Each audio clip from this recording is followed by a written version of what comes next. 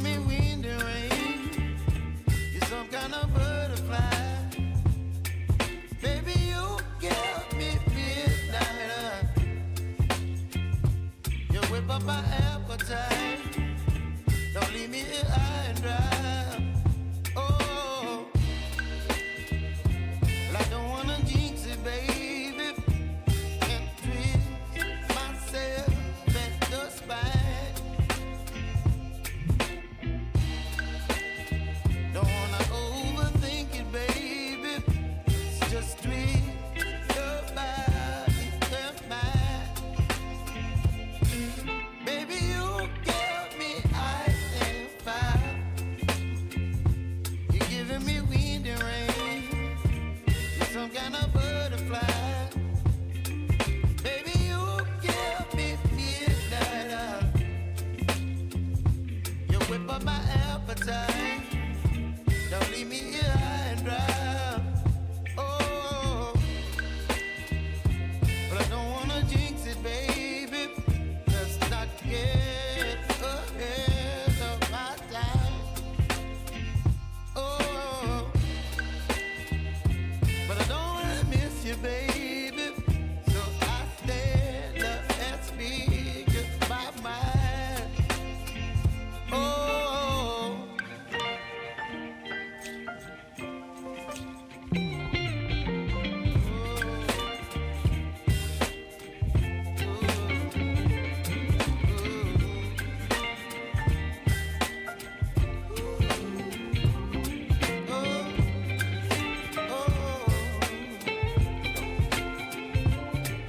Baby, you give me ice and fire. You're chilling wind and rain.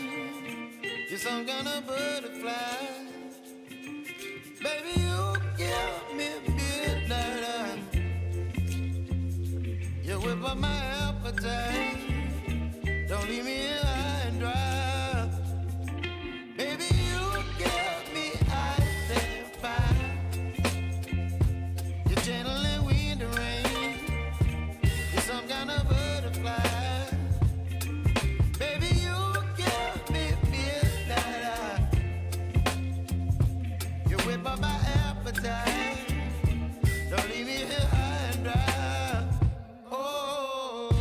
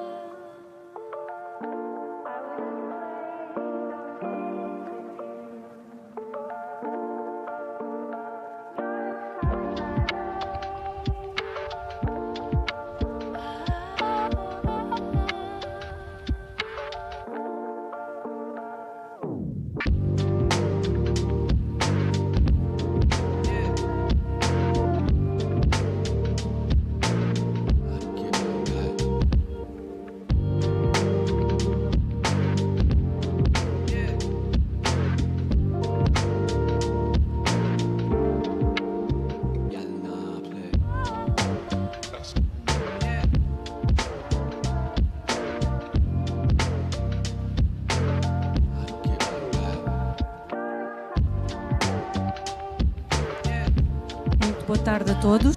Good afternoon, everyone. Welcome to the Symposium, Satellite Symposium of the annual INFARMED conference, devoted to the topic New Health Technology Assessment System 2025. I call to the floor the chairman of INFARMED, Rui Santos Ivo, and the Secretary of State for Health, Ana Povo, as well as the Deputy Director General for DG Santé, Lorena Boix Alonso.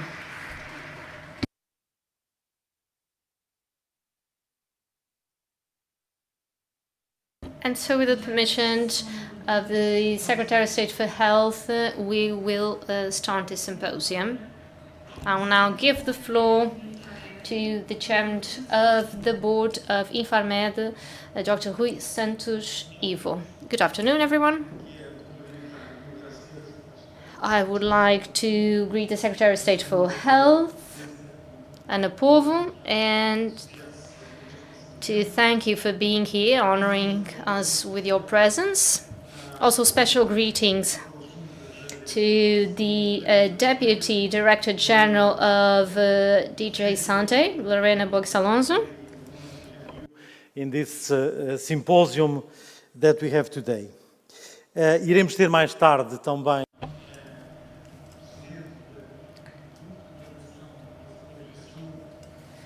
We will also have with us Roisinda Adams, the chair of the HTA coordination group.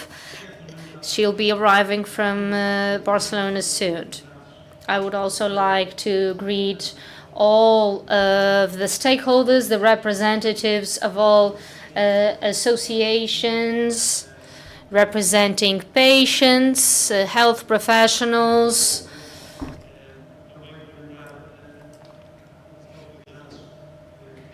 I would also like to greet the different public entities represented here.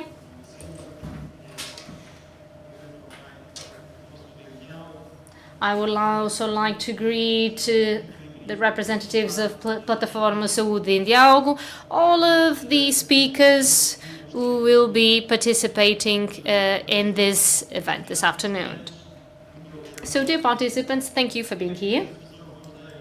It is with great pleasure that we will start this event. We will hope this will be informative and an opportunity to debate the implementation of the HTA regulation. It will come into force on January 12th, 2025, and we want, of course, that entry into force to be successful. The regulation is not just a change, but is a significant advancement when it comes to health technology assessment in Europe, and we hope it will mean swifter access to technology to meet the needs of patients and also contribute to the sustainability of the health system. We are here to promote better understanding of this new reality that this regulation will bring, and to strengthen, of course, the engagement of all partners.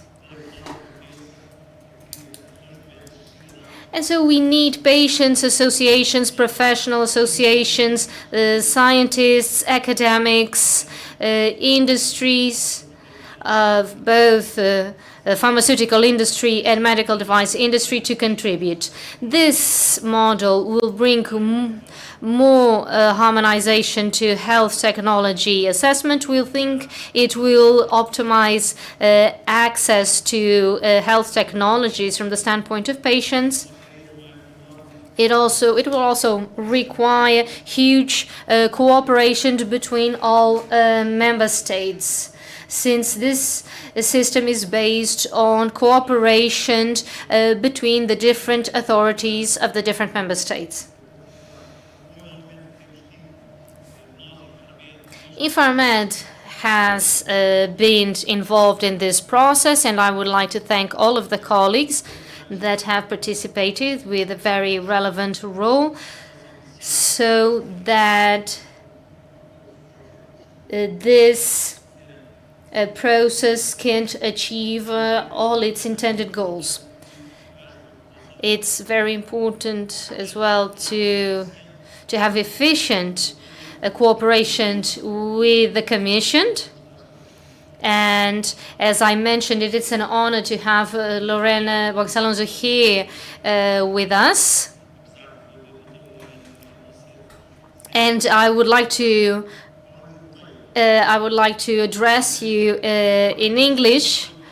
Recognition and gratitude, and here I'm also talking a little bit, not only on my behalf, but also on behalf of the different member states, since I have also some responsibility in the coordination of the member states. I would like to express our sincere recognition for the good cooperation that we have been taking during this year, since 2022 up to now, when the regulation was enacted, in order to ensure that the objectives are achieved. We had a meeting in Rome recently where the director that is under your directorate, under your DG, was present, Marco Marcella. I expressed that, but now I'm expressing it at the highest level of the Commission, which is the DG. And I would also that you communicate you tell the unit led by Maya Matthews that we really appreciate the way the work has been done. Coming back now to Portuguese, sabemos que esta implementação de processo novo. We know there are challenges with the implementation of a new system. We need everyone's engagement and availability so that the cooperation is successful. In Portugal, we have a national health technology assessment system, which is quite aligned with the new European system that is to be implemented. So I can say that we will have some advantage in integrating this European system. But I think it is a good opportunity to perfect our own system, making it more efficient, more agile, and more adjusted. That is what we will do. And that is our commitment, so that the system in Portugal can be properly adapted to this new reality that will become part of our daily life starting January 2025. We believe that that alignment will facilitate the transition, but that does not mean that we do not need to address certain issues and to adjust the procedures. And we will hear about that during the panel that we will have next, moderated by Cláudio Furtado. I would say that this regulation is transformative. It will bring the regulatory component closer to the market, and 5 years from now, when we look back and we look at what we achieved, I believe that we will see precisely that. I'll try to summarize a bit what I have here, but there are 3 points that I believe should be mentioned. One has to do with the qualified resources that are needed for this, and we want national agencies to be able to participate. Right now we have several initiatives, and today we have Insight Starting, is a capacity building initiative, and it will be positive for all of this process. We will also have a financing model that the Commission also developed through a framework agreement, and it will be allocated to national authorities and will allow us to have access to these resources. And as a national authority, you've been keeping up with all of this. Then the information system, the IT platform that will support all of this will contribute to transparency, and it has been developed by the Commission and is essential to ensure full functioning of the system and to ensure that the results will be publicly available and available to all of those who need them. In all of the rules and regulations that are needed continue and will be concluded with all of the rules that we still need to approve still this month.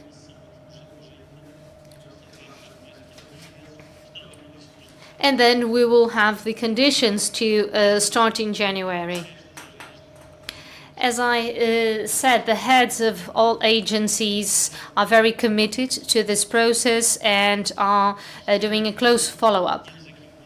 I hope that today we'll have a very fruitful session that will allow us not just to inform but debate any issues that may arise. And once again, I would like to thank you all for being here and like to thank the Secretary of State for Health and the Deputy Director General of DJ Santi. Thank you. Vai agora usar da palavra suas. Now, Her Excellency Secretary of State for Health, Ana Povo.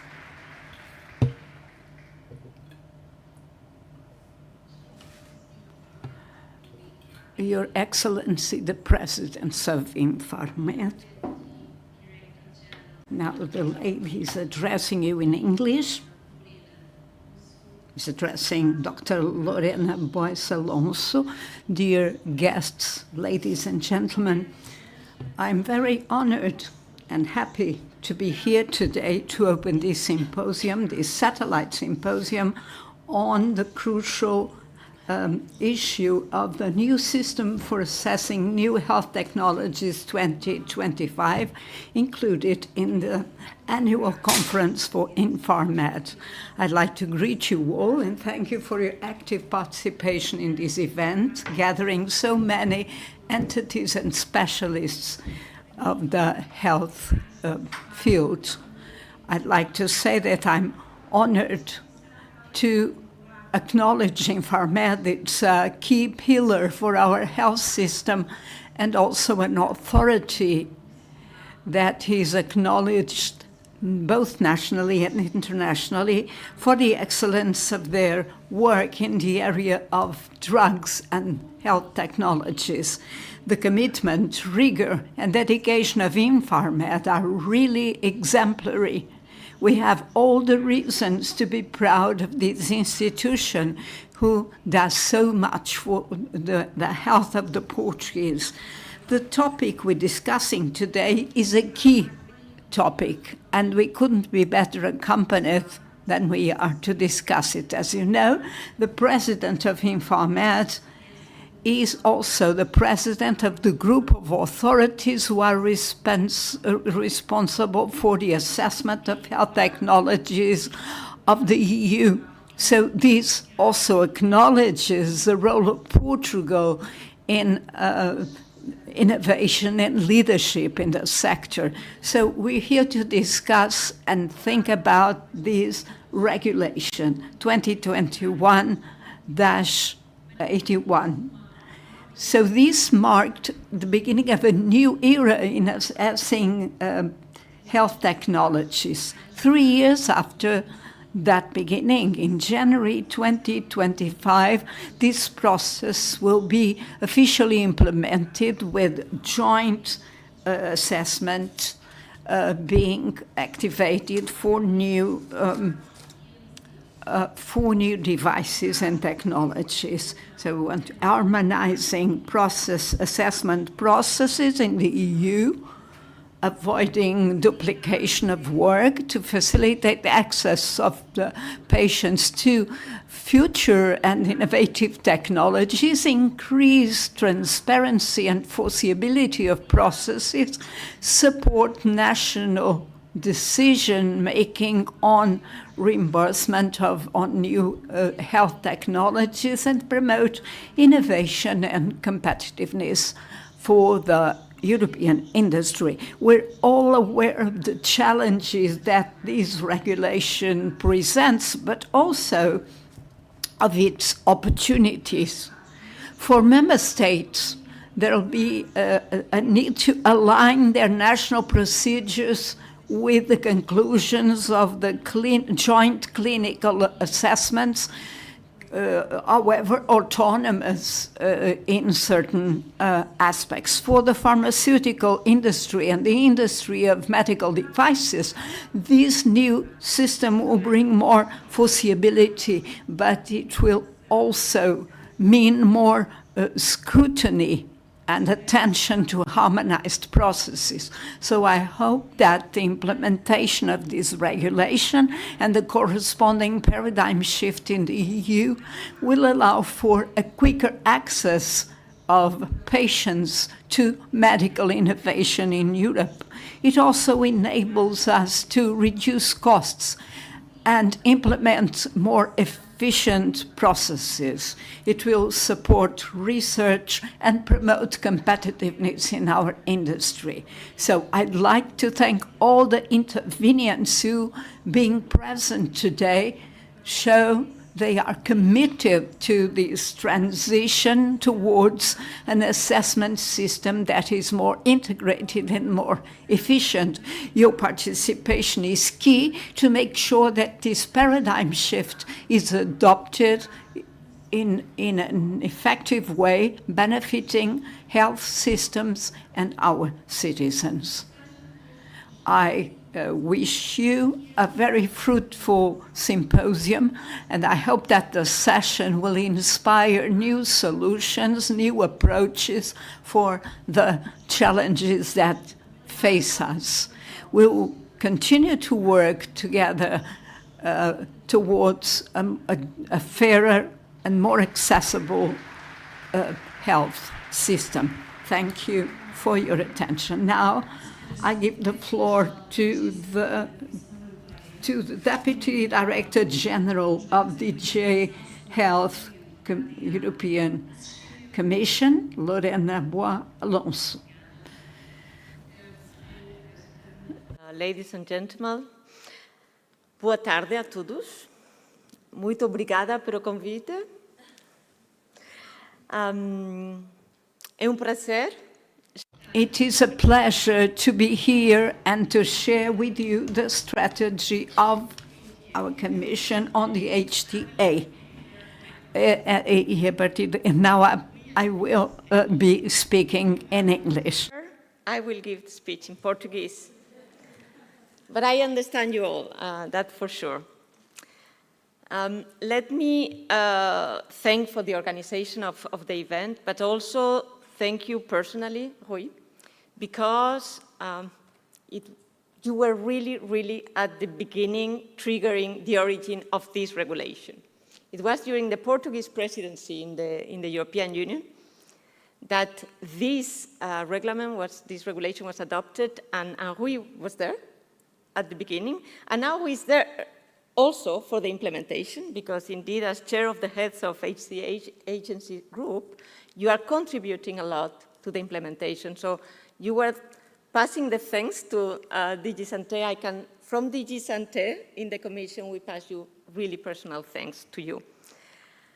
We are right now in the European Commission in a very delicate moment, and I think I can openly say it. It is a moment of transition. Every 5 years, we change, and all the commissioners, which are like your ministers, change. And it's a very good opportunity because every 5 years we need to rethink our priorities. And when this happened, this time, we have our president, who remains the same, Ursula von der Leyen, and she had to decide what would be the priorities of the next commission. And for that, to get inspiration, she asked for a report to a very eminent professor, Mario Draghi. And Mario Draghi drafted a report to advise on what should be the future of Europe. And the report was called The Future of European Competitiveness. So very much in line to what Secretary of State was saying. And what is very interesting is that we were all wondering in this report, when it was about to be published, we all knew it was about competitiveness. And those like me working in the health sector, we were wondering, will the health sector be covered? Because we are not always making the link between the health sector and competitiveness, and it was. And not only Draghi was mentioning the health sector related to competitiveness and innovation, but Draghi referred specifically to the health technology assessment. Draghi mentioned that it is a critical element to deliver efficiency gains in the lead-up to national decisions on price and reimbursement and to facilitate faster access to medicines. So this was put at the center of innovation and competitiveness. Ursula von der Leyen took inspiration from this when drafting the mission letters, as we call them, which is the mandate to each commissioner. So when giving a mandate to the Commissioner for Health, she gave a mandate where innovation is really, really very present. And for example, there is a lot of insistence on biotechnology for the health sector. It's one of the examples, artificial intelligence, genome sequencing, and of course, HTA is mentioned as well. But of course, all these cannot happen if we don't implement it. But before going to the implementation side, let me give you some examples of why HTA is so good for competitiveness and innovation, and the ultimate beneficiary is the patient. First of all, as was already being mentioned by the Secretary of State, one of the key objectives of the regulation is to simplify decision-making and reduce administrative burden, because by establishing precisely a harmonized framework for evaluation of clinical evidence on new technologies, we are reducing the complexity that we are facing today in the regulatory system. And the really key thing is that companies today will not need to submit clinical evidence for HTA in 27 countries. It will be possible to do it just once. Also, secondly, the HTA regulation, and as also mentioned by the Secretary of State, is going to improve transparency and predictability, including with the joint scientific consultations. And this is going to help reduce uncertainty. And whenever you have uncertainty, you have trouble. So reducing uncertainty is, of course, going to alleviate administrative burden. Of course, as also mentioned, we will, due to all this, promote a faster access to the market. But of course, this is not only for industry. The impact on public health authorities is going to be huge as well, because this will help avoid the duplication of work across HTA bodies and will, something very important, leverage expertise across Europe.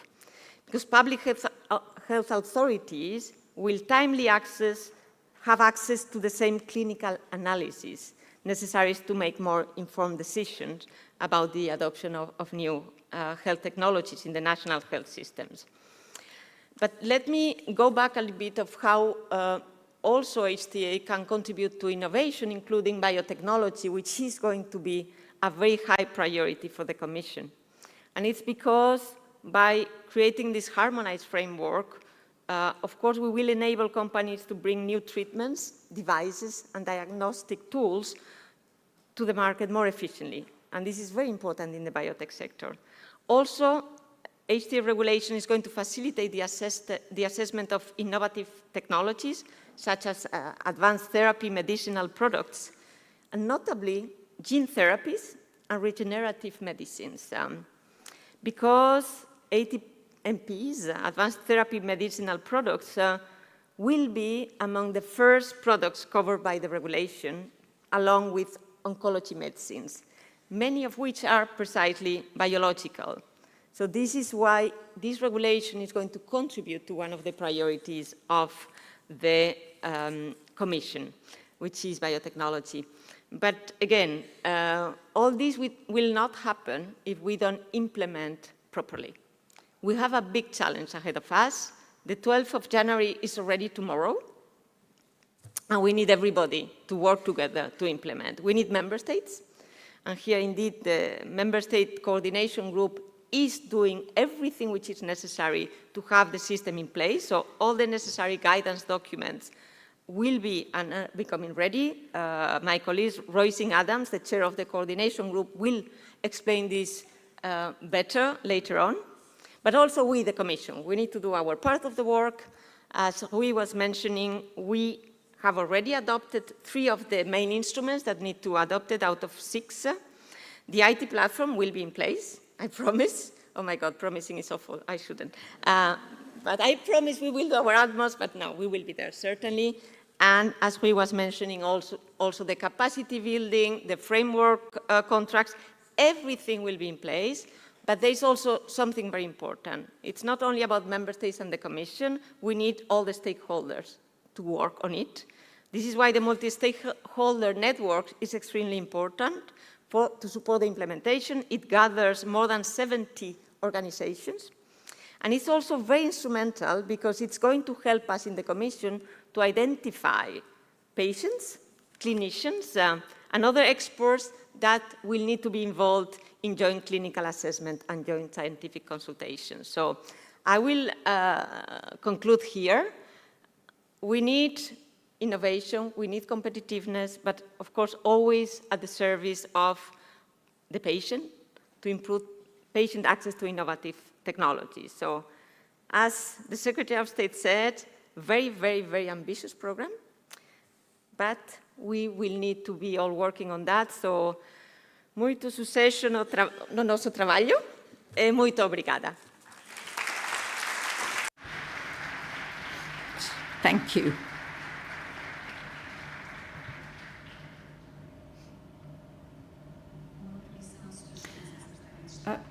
I call this session with the authorization of the Secretary of State for Health, and now we'll resume our program.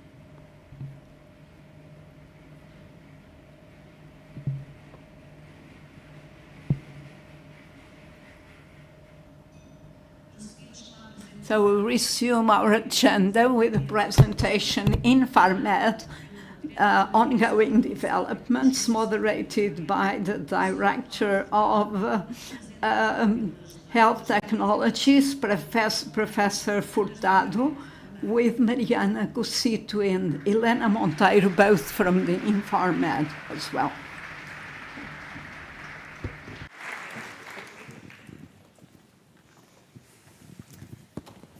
Boa tarde a todos. Good afternoon, everyone. In this session, we will focus on the operational aspects of the HTA regulations implementation and what will change in practical terms, both at national and international level. And for that, we have with us Mariana Cosito and Helena Monteiro. They're representatives of INFARMED in the subgroups of the coordination group, of the HTA coordination group, and they've been working for several years to make the European regulations a reality. There are the colleagues, of course, that have contributed, Sara Couto, Inês Costa, Inês Moura, that have also participated in the different subgroups. This work started even before Dr. Rui Santivo joined INFARMED. During the Portuguese presidency, we already had this work being conducted. All of these different activities aim at allowing more fluidity in the implementation of the regulation that will come into force on January 12th of 2025. And so I'll give the floor to Mariana and Lynn to talk about the main changes that will be brought about by the regulation. Good afternoon, everyone. Myself and Elena will have a short presentation regarding the ongoing developments and the changes brought about by the regulation.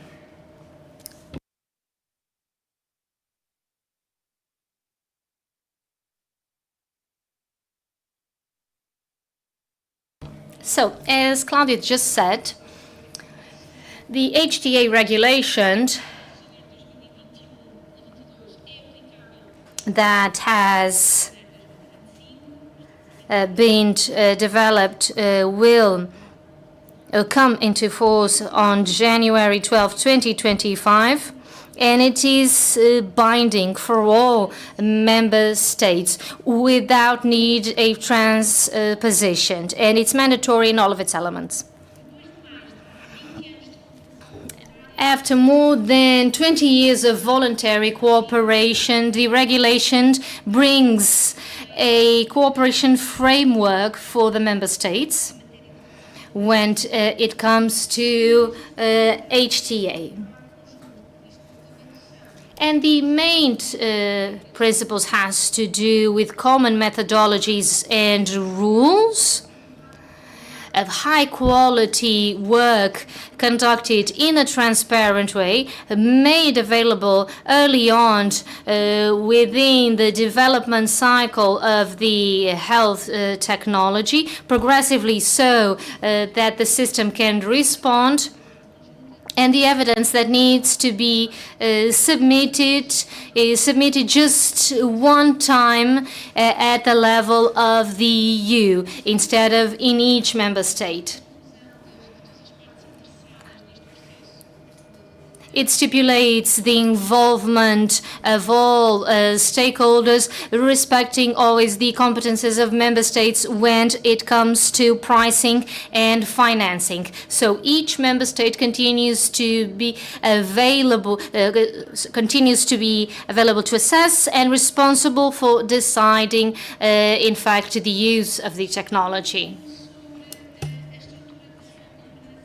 When it comes to the governance structure foreseen by the regulation, it consists of a coordination group where we have all the member states coordinating everything.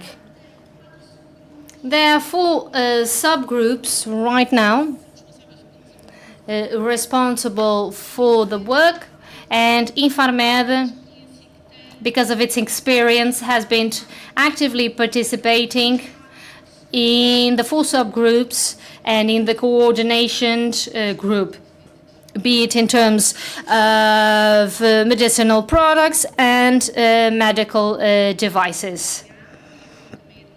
Then we have the Secretariat from the European Commission, and then we also have the stakeholders network. This network consists of organizations that cover several member states, patients associations, health professional associations, scientific associations, and academia. There is transparency through our joint work and dialogue with the network.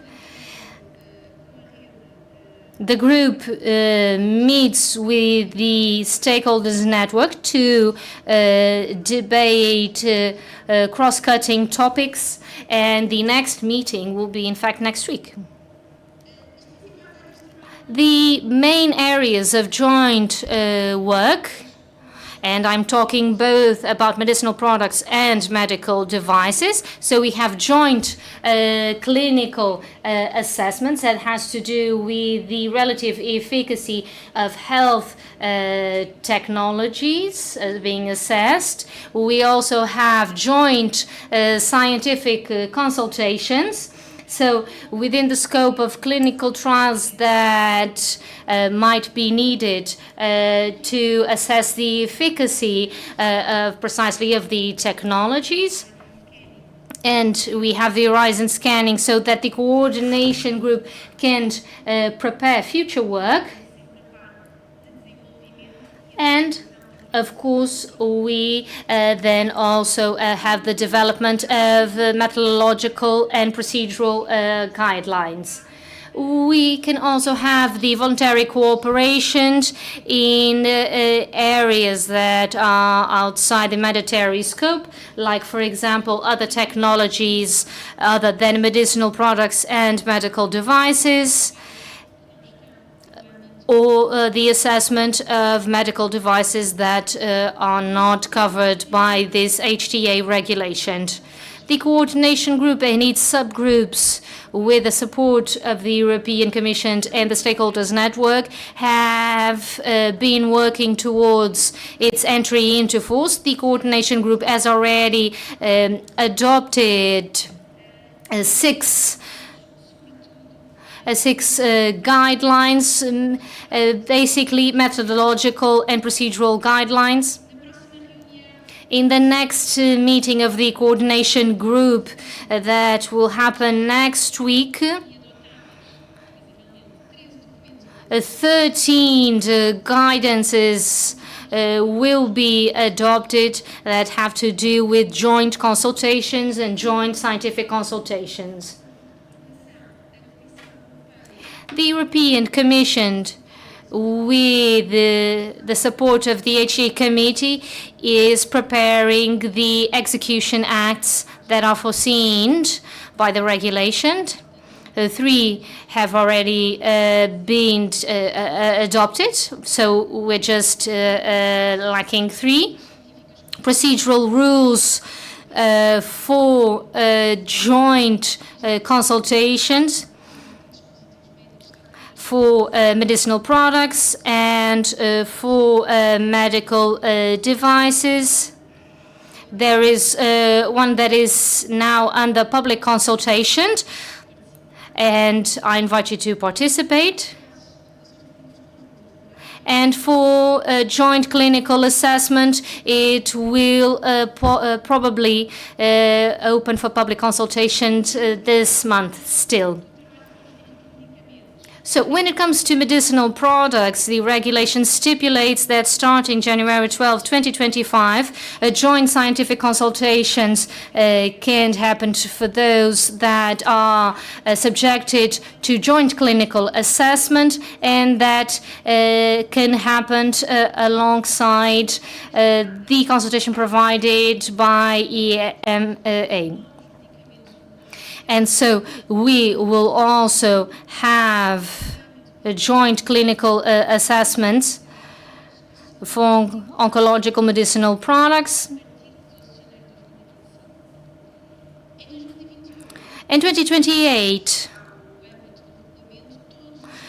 we will include all new orphaned medicinal products, and starting 2030, all medicinal products approved in a centralized way will be subject to joint clinical assessment.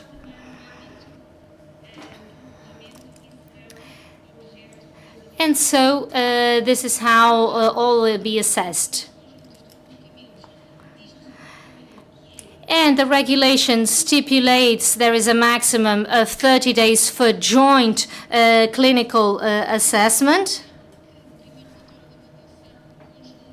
So the first joint report will be probably completed in the fourth quarter of 2025, and then the next, of course, will depend on the applications from companies. When it comes to the joint work, when it comes to medical devices, because of the regulatory nature of these devices, there are some differences. Medical devices and in vitro diagnostic medical devices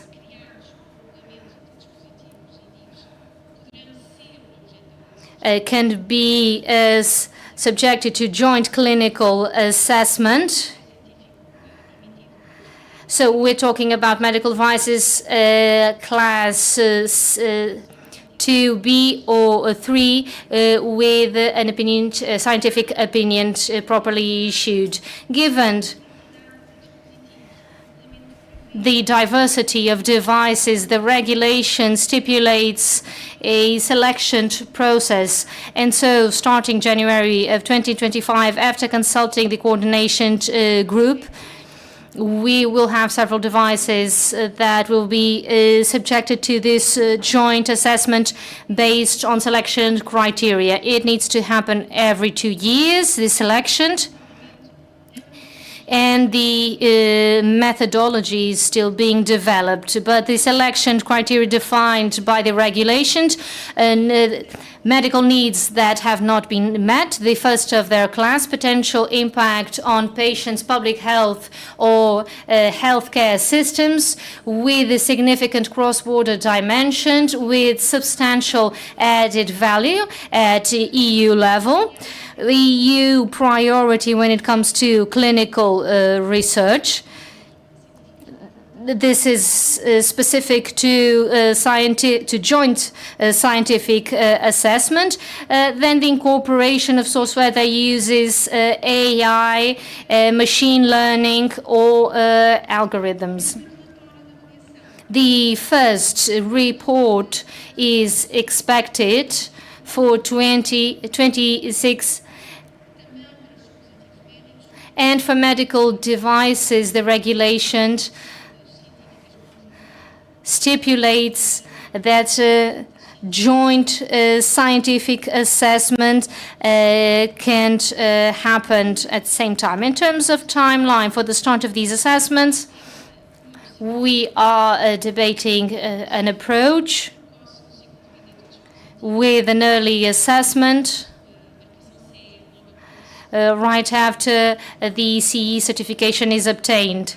Now I'll give the floor to Elena. She will talk about the main results of the regulation.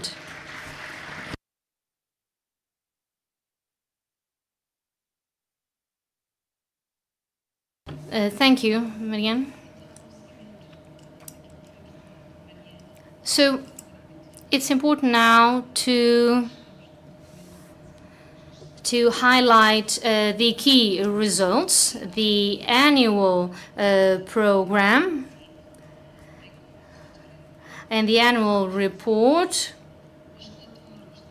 Then we have the reports of joint scientific consultations, the reports of joint clinical assessments, and alongside that, we will have the development of scientific and procedural guidelines for the joint work.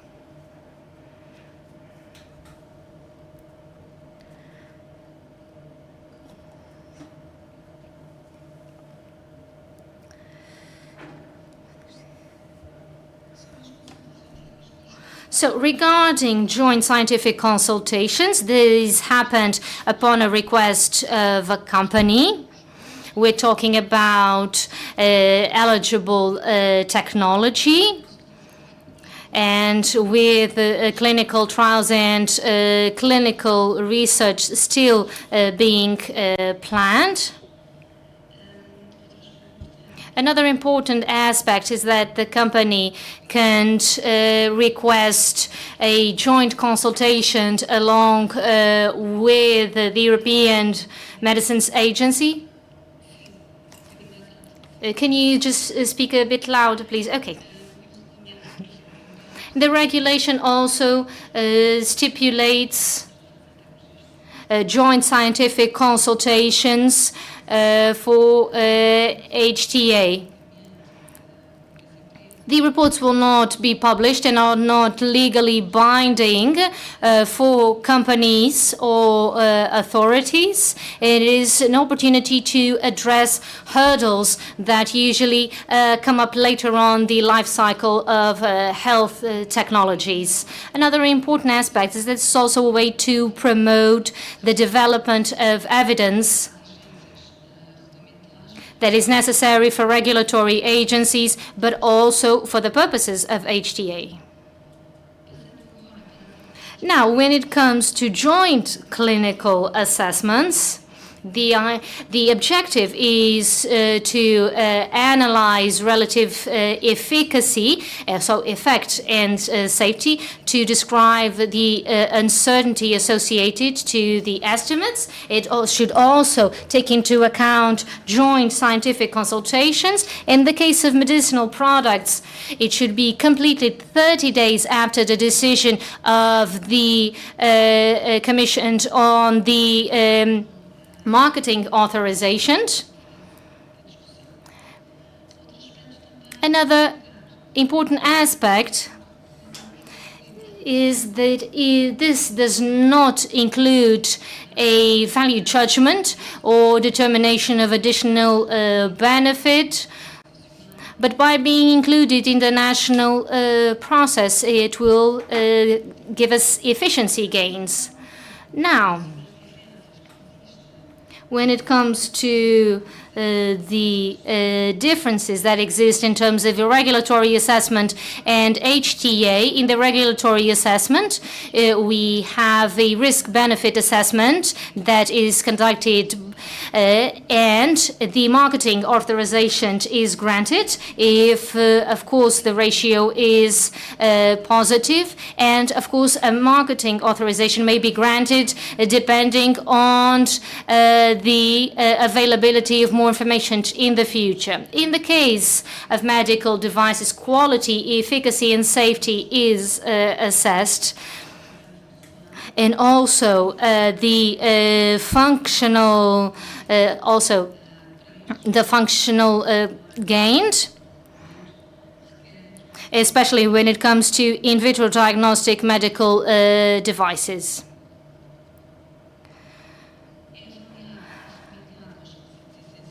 So compliance with the requirements is assessed, like the CE mark.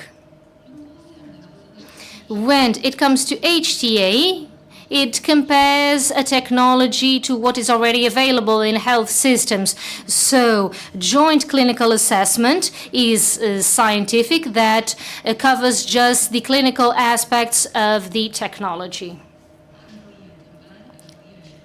It also assesses in a comparative way efficacy and safety, but it does not assess the added value that will be done later on at a national level, as will be financing issues.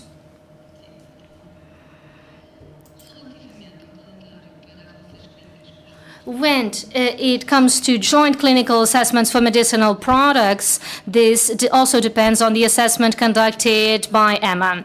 And so the report should be adopted by the coordination group a maximum of 30 days after the report of the EMA report being issued. And so the timeline of the joint clinical assessment does not foresee stoppages. So it's very important for companies to submit the letters of intent to the coordination group so that the group can properly prepare for the assessment. And companies need to submit the request for assessment with EMA and the coordination group, namely the summary of product characteristics and the clinical indications. Then we have the peak definition, and it that happens after the questions are submitted. And the company should submit the proper file, and then the group as 15 days to check if all the information is available. Then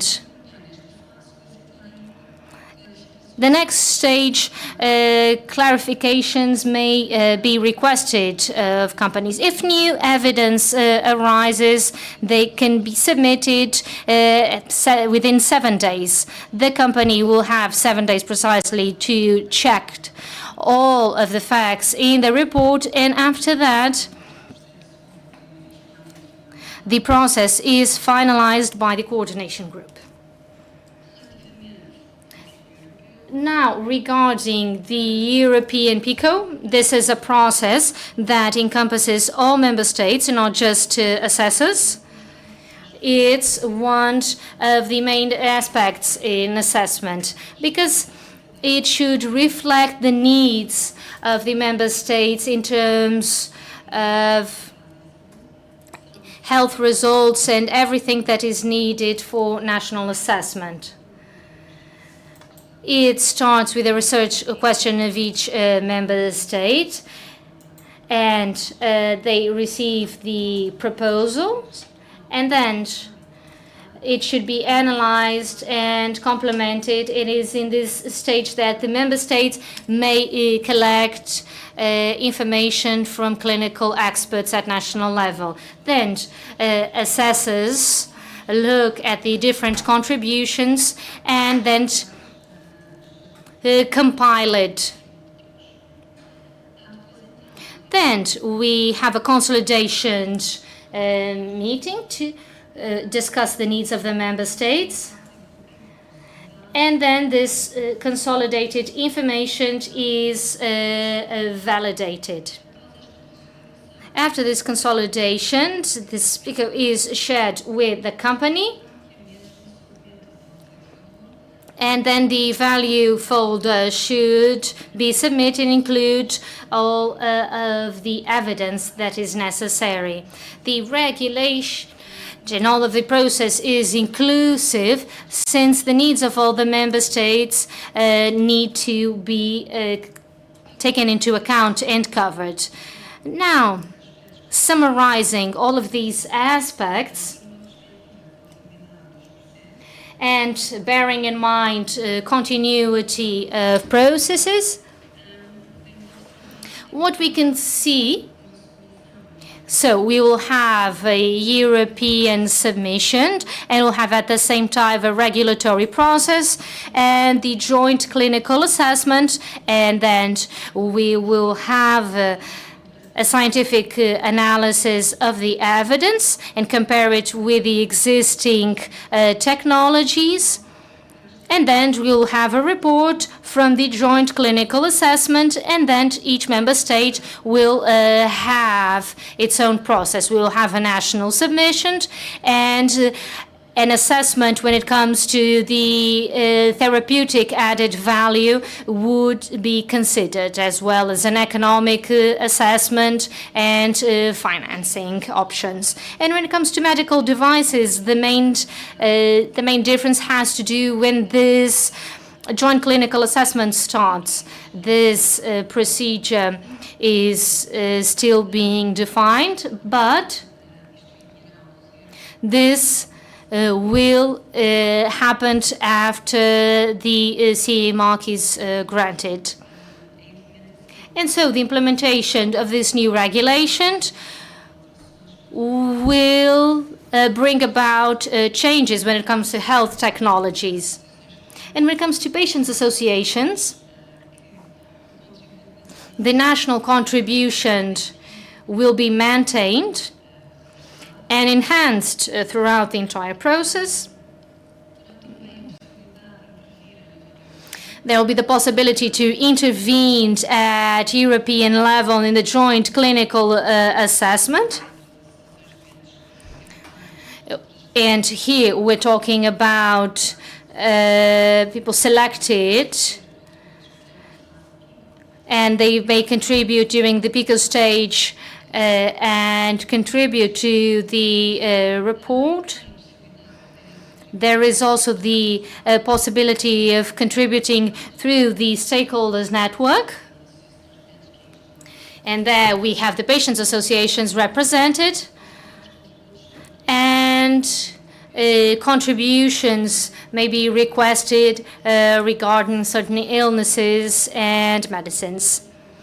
Then we also have information on the relative efficacy of the technology very early on when it comes to the cycle of life of the technology. Still, of course, depending on the financing request being submitted. When it comes to health professionals and scientific associations, there is a possibility also to intervene at EU level within the scope of joint clinical assessment with the selected clinical expert, as I mentioned, and in a cross-cutting way through the stakeholders network. Another relevant aspect is to have access to the efficacy of the information very early on. That will be useful to support clinical decision-making. For companies, there are a few aspects that are also relevant. Regarding the submission of evidence, it will happen only once and at EU level. The possibility to contribute to the national PICO, although in a more expedited way. Another important aspect is the full value folder does not need to be submitted at national level, but there is a financing request that needs to be submitted after the joint clinical assessment report. And what we hope is that clinical assessment will be swifter at national level, and that will contribute to better access to health technology, both at national and European level. And so we conclude our presentation. Thank you.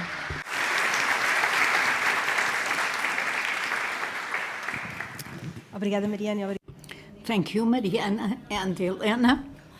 We have some time for questions and answers. Those who are present can ask questions about how the regulation will be implemented and operationalized both nationally and at European level. If you wish to speak, please introduce yourself and and whom you represent. Good afternoon, Vasco Conte, Novo Norte. Thank you for your presentation. I had some more practically minded questions. Maybe you can help me here. First, thank you for your presentation on the national implementation. My first question is, you mentioned, and it's quite important, that companies, stakeholders, patients' association will be involved both in the national PICO and the international PICO. Will companies have access to the final national PICO? This is critical because there may be issues that can be responded to with the national evidence. So in order for us to have the same common aim of reducing deadlines, this would be important. The second question has to do with the national process. It will have an added new phase with regard to the national value. So how will INFARMED organize themselves to do this based on the joint clinical consultation? So I'll give the floor to Mariana to try and respond to these questions. Thank you for your questions. They're quite pertinent. As regards the first one, the involvement in the national PICO, at all member states, and Portugal specifically, if Portugal, even if it's not an assessor, it will request the contributions and comments from the sector and from the patients' associations when they're accredited within the Include project, and the company is supposed to respond fully to the European PICO. So we believe that with this duty, that is the joint assessment, clinical assessment report should respond to the needs of all the member states, and the holder of the AM will respond to the questions asked in the ambit of the European PICO. So there will be no need to have national additional evidence to respond to questions that won't be responded to at European level. So as regards the national process, how will it be developed? Basically, the joint clinical assessment report will replace, for its most part, the work of the evidence assessment group and the executive committee of CAF, with the support of INFARMED, will value this, because the European report will be merely scientific.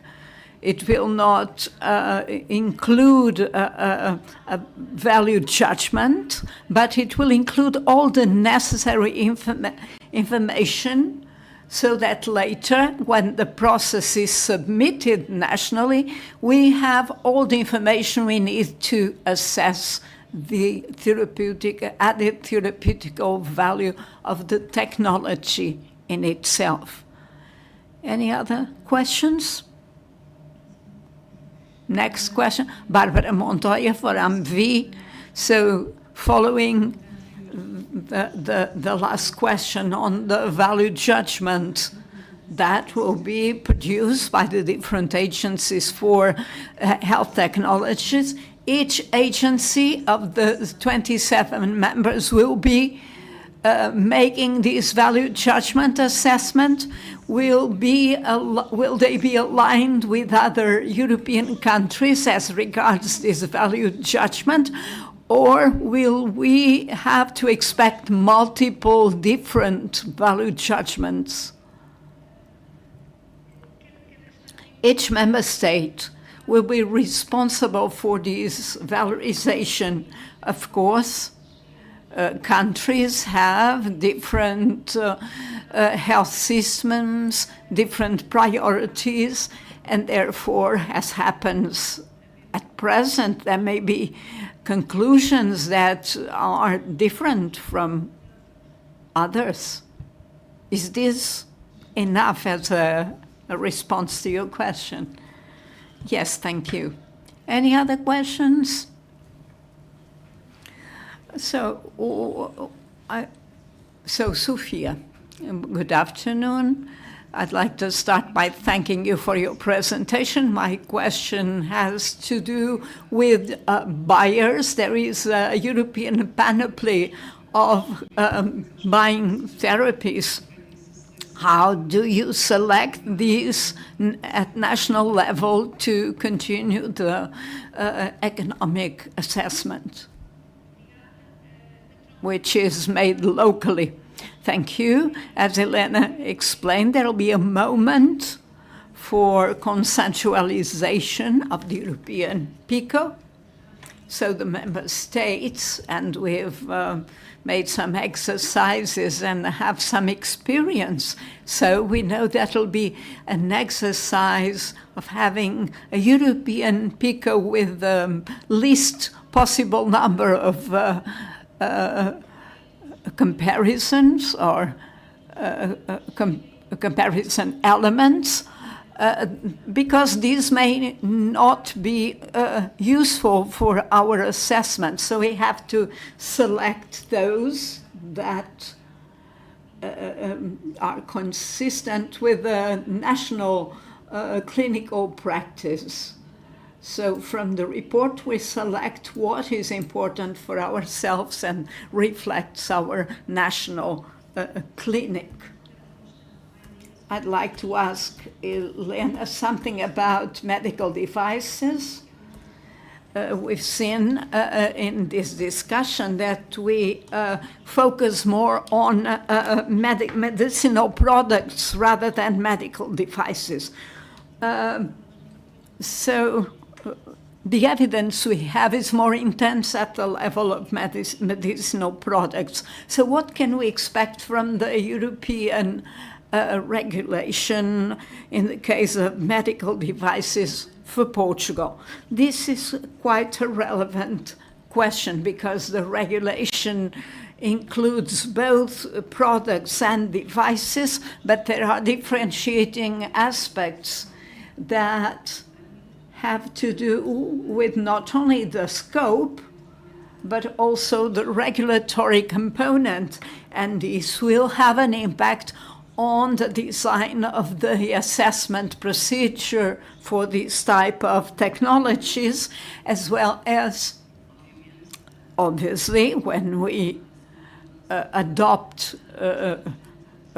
these elements nationally. In the case of medical devices, we have the involvement of notified bodies and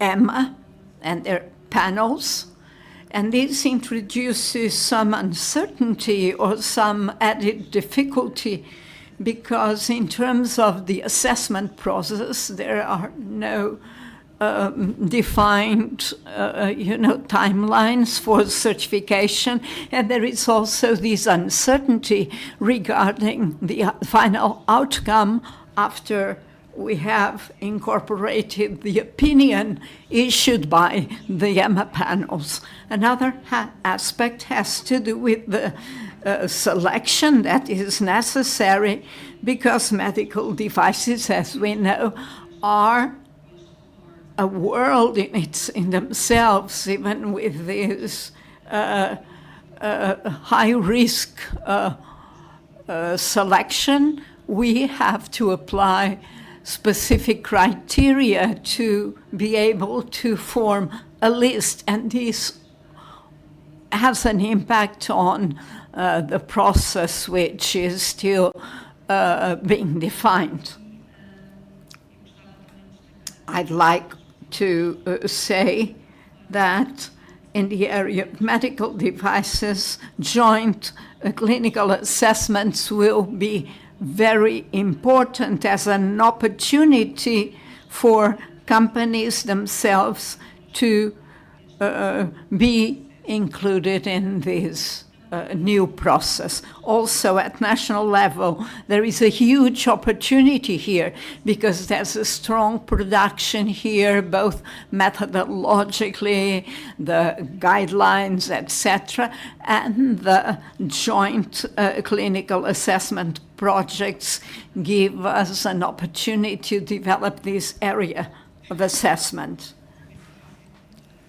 Merci, Fonseca, Novartis. First, I'd like to congratulate INFARMED for your work and for this presentation. My question has to do with such aspects as timelines, where in November the new regulation comes into force at the beginning of the year.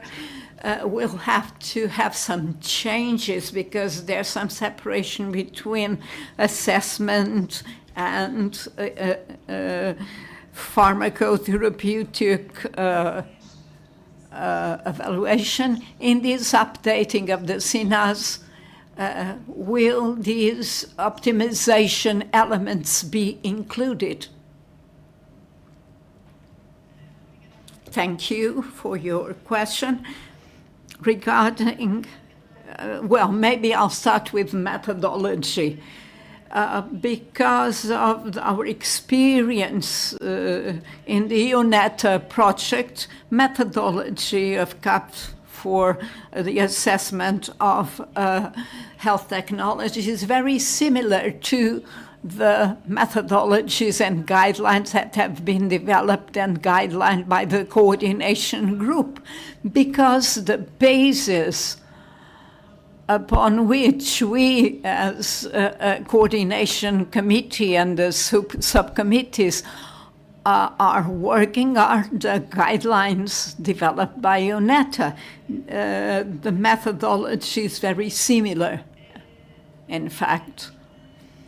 As regards the need to change SINATs, we take this opportunity of the regulation coming into force to make some changes. This regulation is directly applicable in Portugal as in other member states. And obviously, we're working here to be able to change internal procedures. But for the coming into force of the regulation, it is not necessary to change SINATs. So we'll take the opportunity, because this legislation is now 9-10 years old, so we're using this moment and the experience we have developed together with suggestions from stakeholders, the sector, to improve the efficacy of our legal framework. Thank you, Mariana. Any other question? I think we don't have any more questions, so I'd like to close this session and introduce the next session, so where we'll be discussing the stakeholders' perspectives on the development of the European regulation and the legislation on health technologies. So I would like to invite you to contribute to this topic, what we expect from the European regulation. So now we'll have a 20-minute break. We'll be back at 4:20 p.m. Thank you.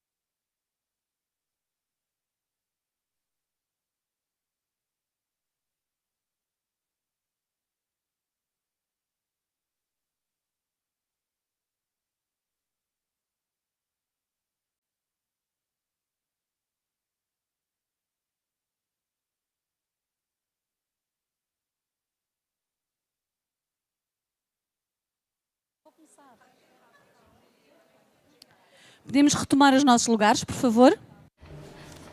Please, let's take your seats.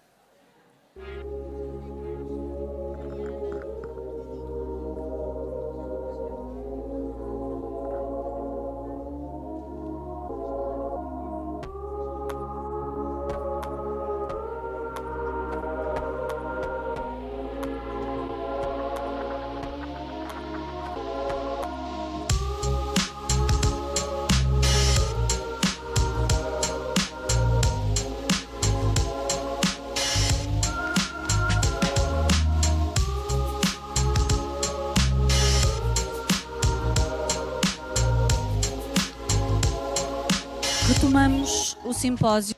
We will resume the symposium with a panel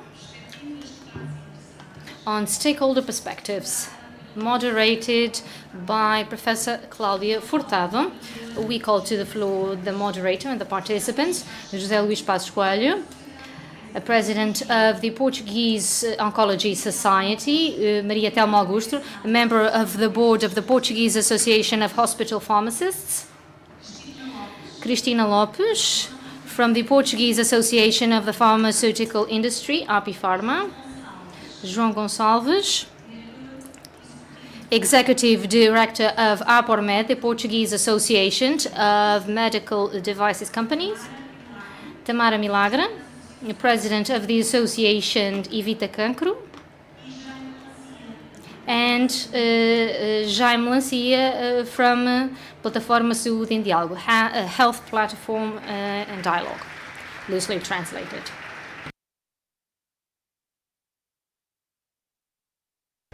Good afternoon once again. In the first part of this symposium, we addressed the changes introduced by the new HTA regulations and, of course, the consequences for the different stakeholders. Right now in this session, we will precisely listen to the perspectives of the different stakeholders. What priorities do you identify? But also opportunities resulting from the revision of the national legislation of SYNAPS. I will just briefly introduce our participants. Tamara Milagre is the founder of the association Evita Cancro. She has been the president since 2011, and she has participated in several work groups. Jaime Lancia is the executive director of Plataforma Saúde em Diálogo, also participating in several working groups, both at national and European level, namely on psoriasis. Then we have José Luís Passos Coelho, representing the Portuguese Oncology Society, heading the Oncology Department of Hospital de Luz. and is also professor at Nova University. Then we have Maria Telma Augusto representing the Portuguese Association of Hospital Pharmacists working at Vila Franca de Xira Hospital. Then Cristina Lopes representing the Portuguese Association of Pharmaceutical Industry. And she's responsible for the follow-up of different areas, including HTA, and has participated in debates with INFARMED. João Gonçalves is here represented INFARMED, so the Portuguese Association of Companies of Medical Devices. He is the executive director and for several years now has worked in the marketing authorizations area. And so now I will give the floor to the stakeholders. And it's better than technology creators or inventors. Lorena said that patients are those that benefit from this new HTA regulation. So I would ask Jaime what your expectations. Of course, that diseases such as psoriasis won't be covered just yet. But what opportunities do you see with this implementation and also the revision of national legislation? Good afternoon, everyone. I would like to greet you all. And I would like to thank the invitation addressed to me.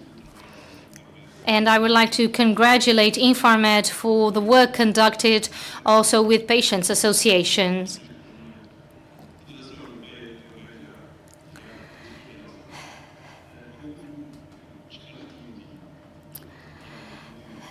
Since I tend to digress,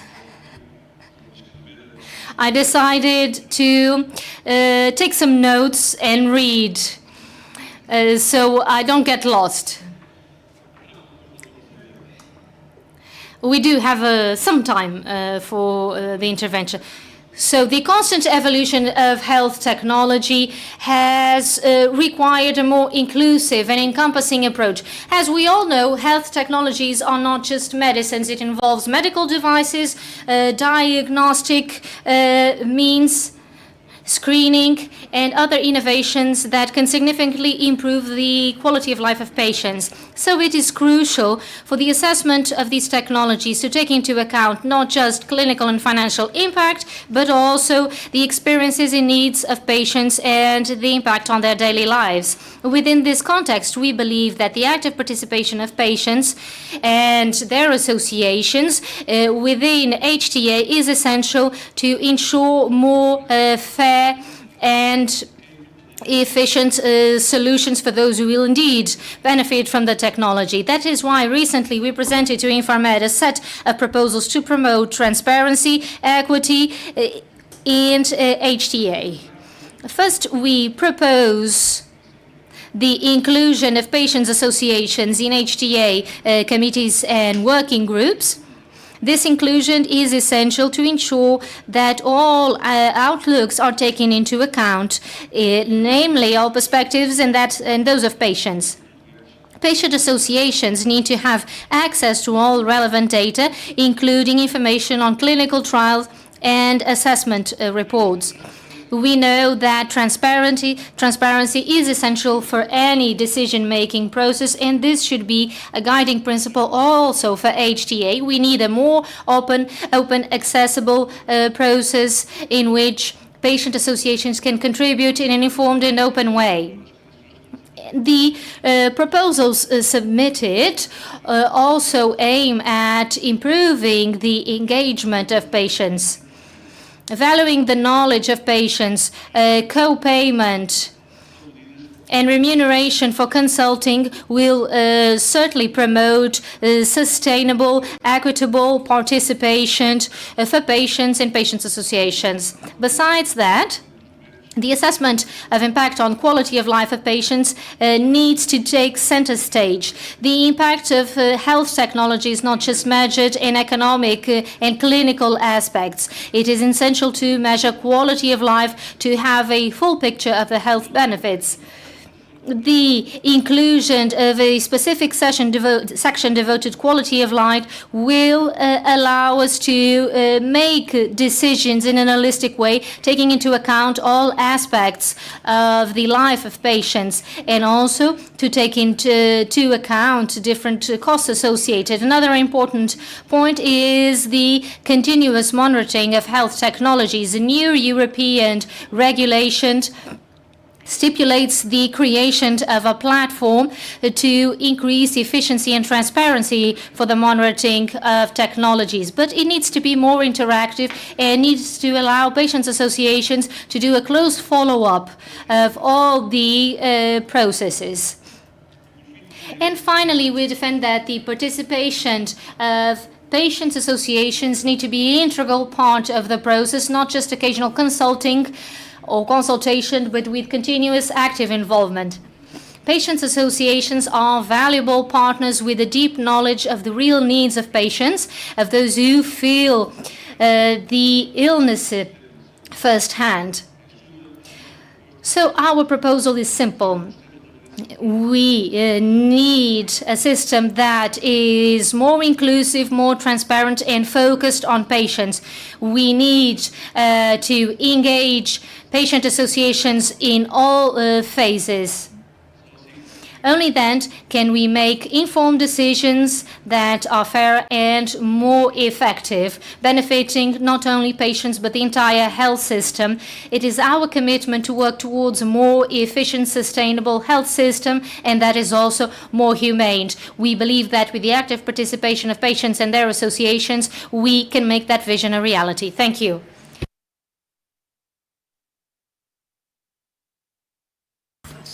I'll give the floor now to Tamara.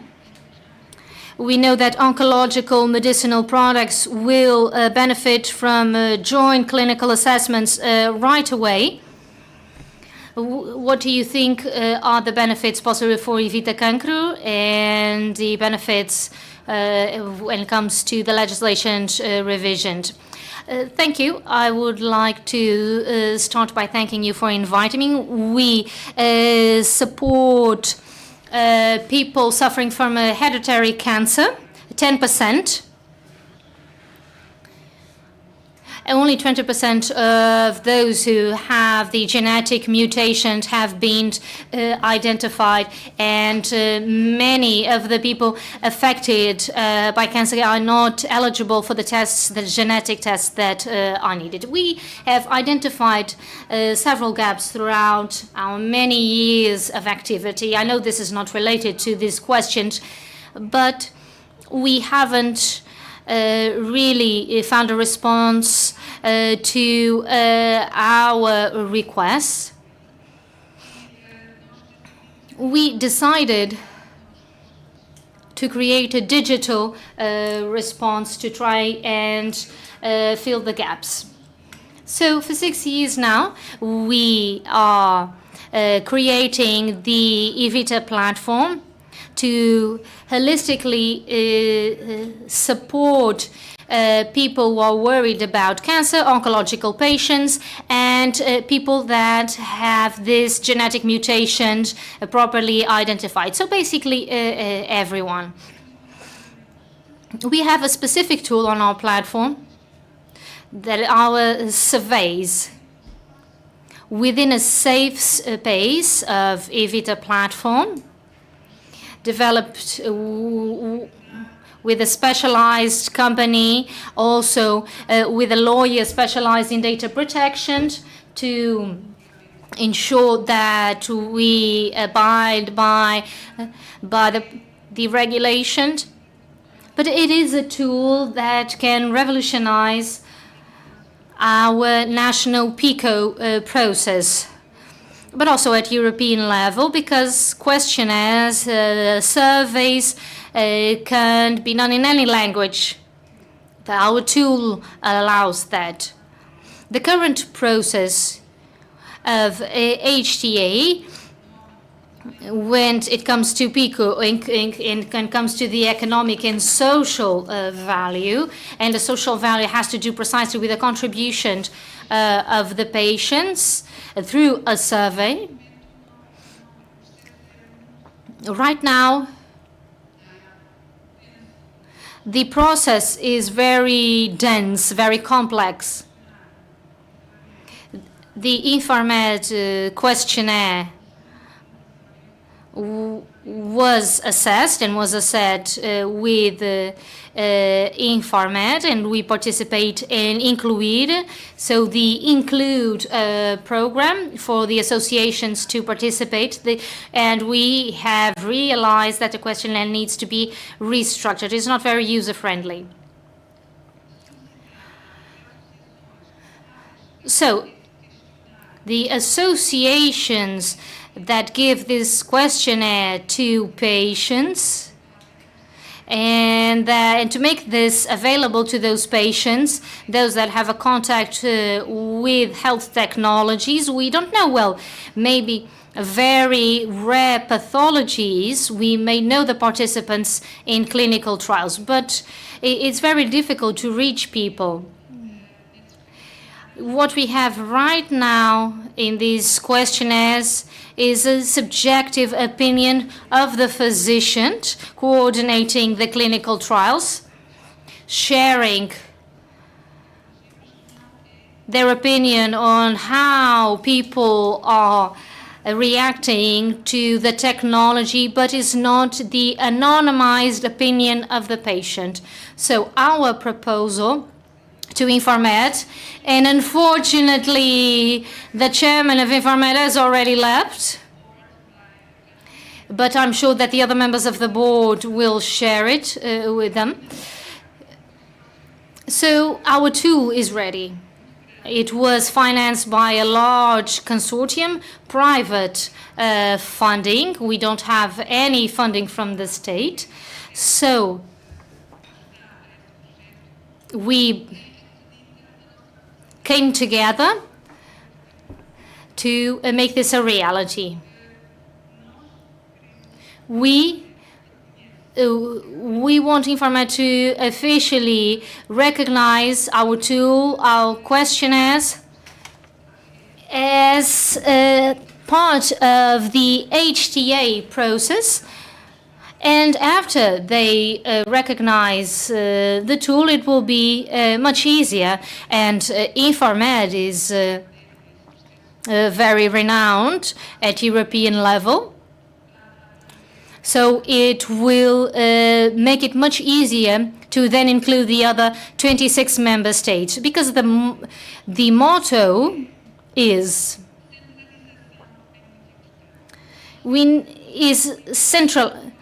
to be centralized, and we think that the regulation is good in those terms, because it will centralize, it won't duplicate lengthy bureaucracy, and the aim is always to ensure early access to technology for patients.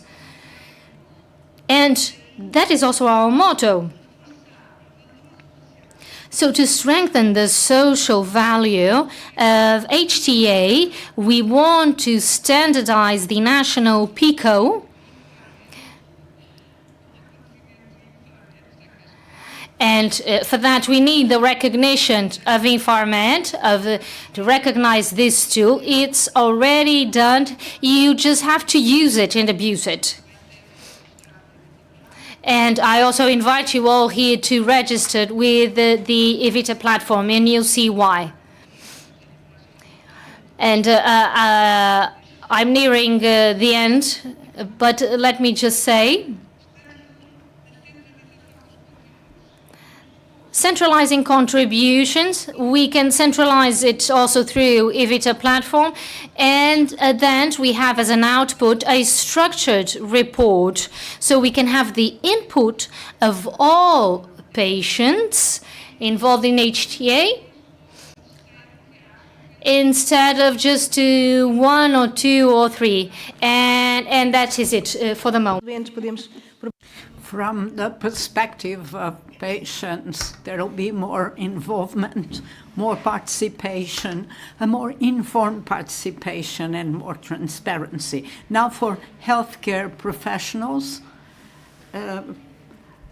Dr. Passos Coelho, in your perspective as a doctor and in the area of oncology, what do you anticipate in terms of the new regulation, and which are the opportunities that you'd like to see reflected in the new legislation?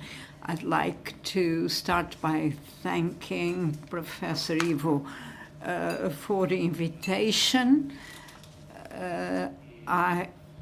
I will say that the Portuguese Society of Oncology is the best association of professionals who dedicate their efforts to the treatment of cancer.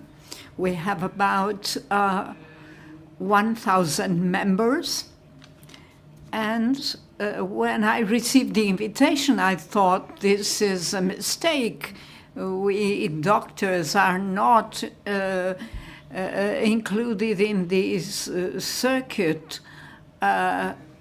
We can have access to the outcomes of clinical assays and clinical trials and take into account their implications. But we're very happy that this centralization of assessment processes on health technologies are quite welcome.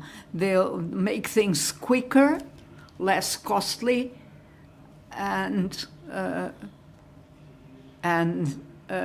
so we hope that we get added value from these, which is quite a positive development. So as was said today, this process defines deadlines for the things that have to be implemented, but there is some uncertainty. It studies toxicity, for instance, but the definition of efficiency ratio, implementation ratios, and access are not provided for. So everything has a deadline, and as regards to these elements, we have no deadlines. So time goes by very quickly, and we see that these things vary from country to country. We've been quicker than we are today, really. And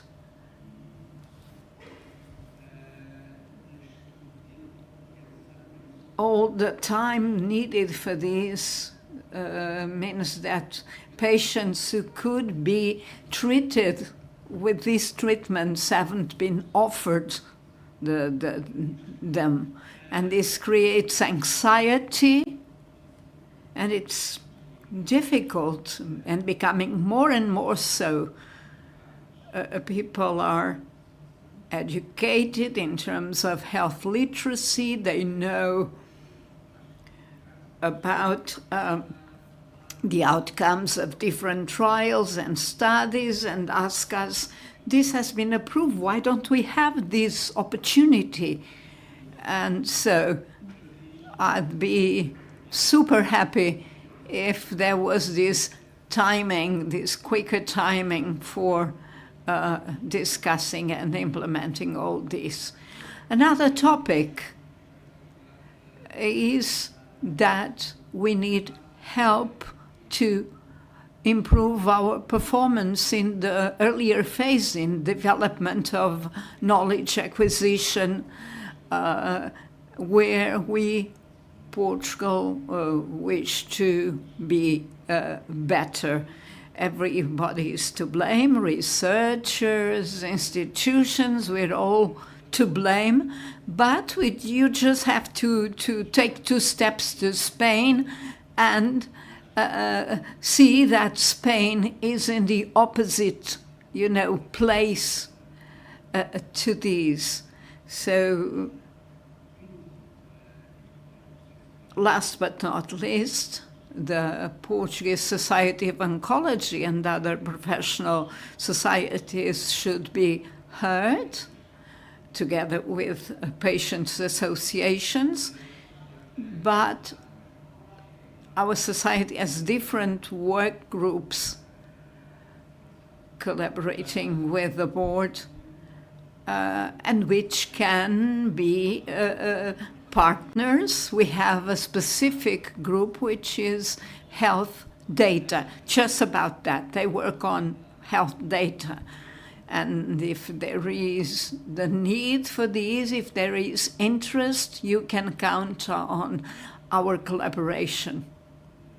We are available for this, and we know that outcomes are improving in terms of survival, but not in terms of incidence. We tend to have more and more neoplastic disease, and unless we find a cure for them, we'll have to be prepared to face a problem that will grow in the next 20 years. We do have a deadline. It's 180 days after the process is submitted. With this quicker assessment of the clinical aspects, we can, I'm sure, comply with these 180 days because the present process will become shorter. So an active participation of different associations and institutions is going on, not perhaps the same with healthcare professionals, but as for societies, they will be in contact with them to provide their help, information, opinion, etc. Another important advantage is that the evidence assessment report will be available very quickly. So now we'll have the evidence 30 days after the AEM, and these can help clinicians, will help to so we're absolutely available and interested in doing it. So Maria Thelma Augusto, representative of the hospital pharmaceutists. And what are your expectations regarding the introduction of this regulation? The question seems to be the same, but I'm sure that you have different perspectives. What improvements would you like to see reflected in the changed legislation? Good afternoon. Thank you for your invitation. I'd like to congratulate the INFARMED for this opportunity to dialogue with all institutions and entities involved in this assessment of health technologies. We're talking about one of the most important reforms of the last 20 years in pharmaceutical legislation, which aims to actualize access to these technologies. We're going to have access to the Joint Clinical Assessment Report after 30 days. So this will avoid duplication of processes, will have gains in efficiency, and we hope that this translates into a quicker access to these innovative technologies on the part of our patients. We work for the patients, and so we welcome this change of the legislation very enthusiastically. let me focus on two aspects that seem important. One of them has been discussed today, which is the promotion of dialogue between the coordination group and the organization of stakeholders, that is, professional associations and patients associations. We believe that these entities should participate in these health technologies assessment processes, and the other aspect has to do with the need of monitoring the effectiveness and the safety of these technologies after being launched into the market. So we'll have important information like rare adverse effects, side effects. We can gather information regarding population groups who are underrepresented, like the elderly, multiple conditions, etc. So this is, of course, important for gathering, surveying, and analyzing this data. The success of the implementation of this new paradigm of assessment will depend on the joint efforts of the stakeholders. I think that what's been said and discussed today means that we're doing the right thing. So thank you so much. Maybe to say that, to add that monitoring effectiveness is not evidently reflected in the European regulation, but it can fall into the ambit of other approaches. So now for the creators of health technologies, those who are more directly involved in this process. So I'd like to give the floor to Cristina Lopes to talk us about concerns, opportunities, some fears you may have about the implementation of the European regulation, and national perspectives. What would you like to see reflected in national healthcare? So good afternoon. Thank you for the invitation from INFARMED. And I like this opportunity of discussing with my partners because this is a topical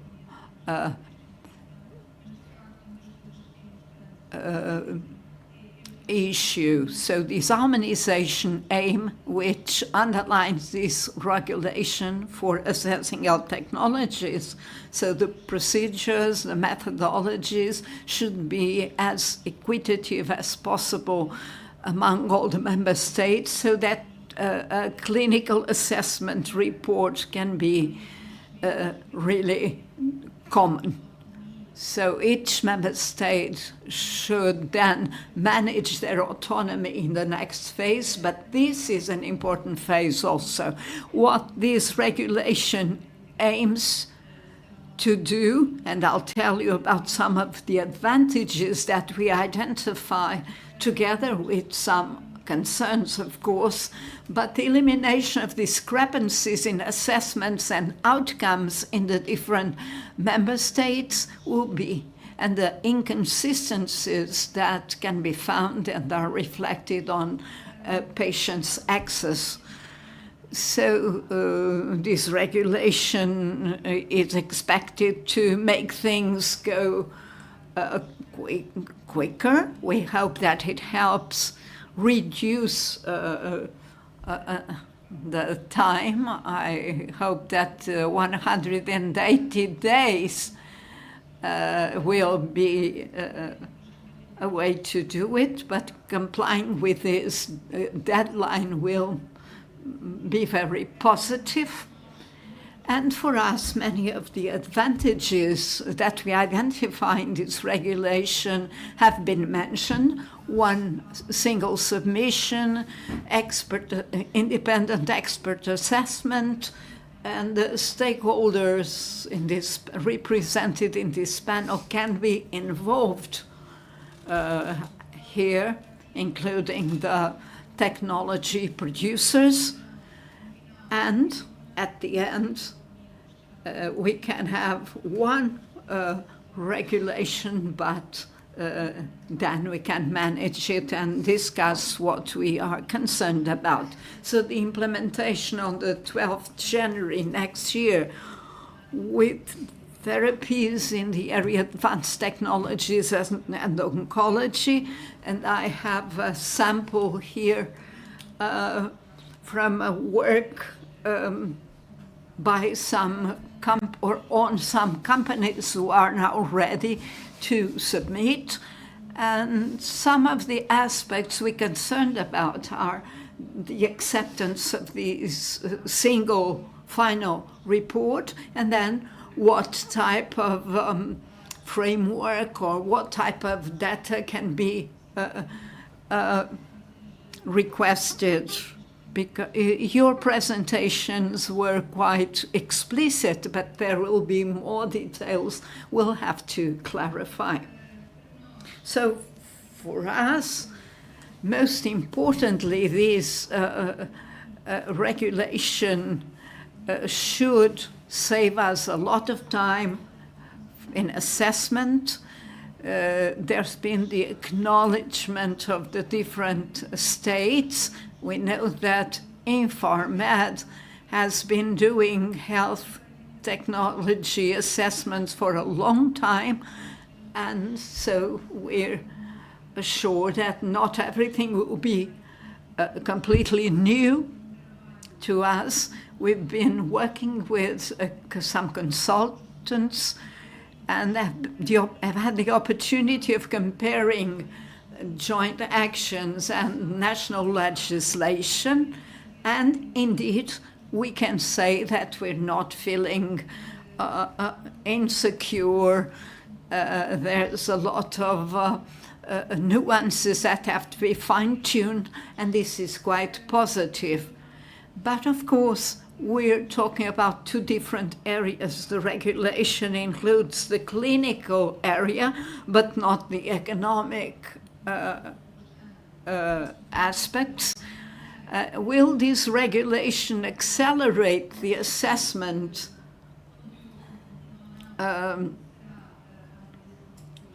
without taking into account the economic assessment?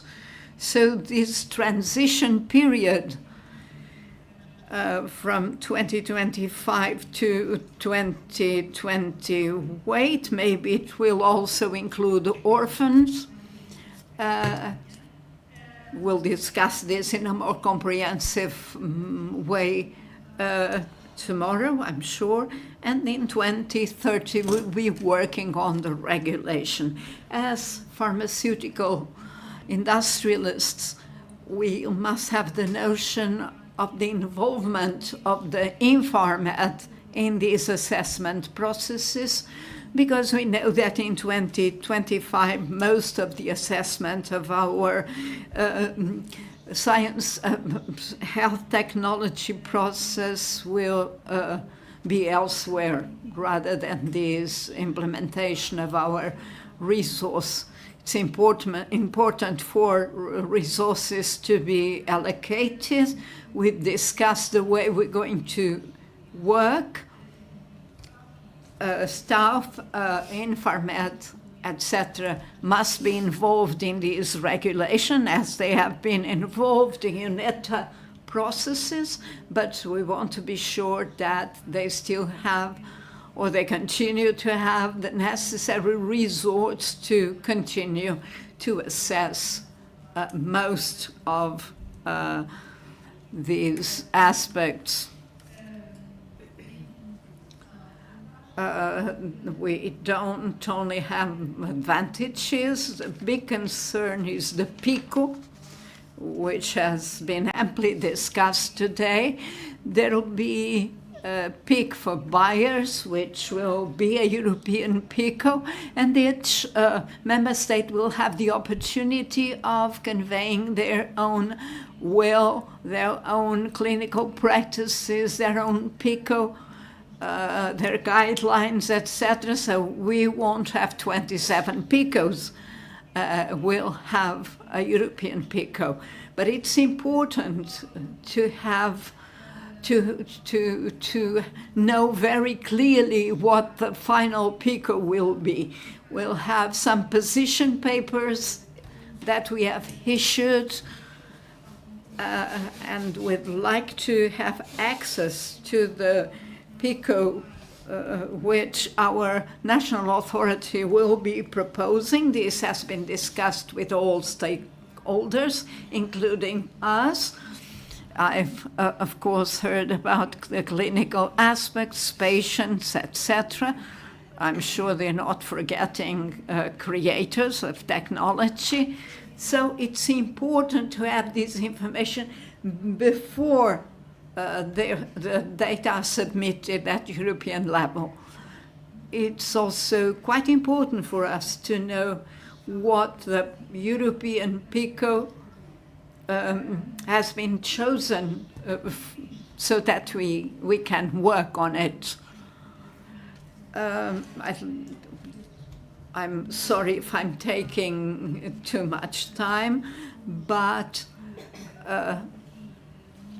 we have many processes, many procedural aspects, administrative aspects, and we've been telling INFARMED that we'd like to have a more national template.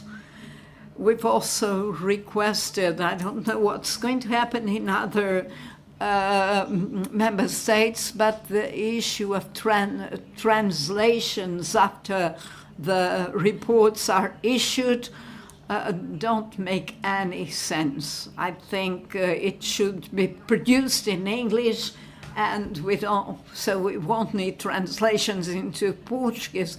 We're all professionals with, and we know we have to be able to have access to these languages. I'm sure these all would also mean less administrative burdens, etc. For us, and this is quite important, I'd like to talk about something which is completely different from the regulation panel. We cannot talk about HDA regulation and think that we'll have a quicker process because we'll have a European PICO, we have an extra 7 days, and it'll all be very quickly, 180 days. But for us, it's also important to think about the next stage, the next phase, which is access to health technologies on the part of patients, and that's a responsibility of each member state. This also has to do with SYNAPT, and we'll have to implement different methodologies. And with this, in this context, none of the buyers will be used with an off-label indication. So as regards our study and the comparison that we're doing, this collaboration between all stakeholders, agents, institutions, industry, patients will help us succeed. We believe that we can contribute, and it's also key to have training.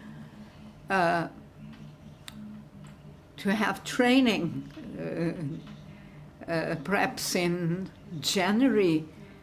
I think that processes will emerge in March, April, May. Also, I'd like to quickly share with you the fact that INFARMED will provide a very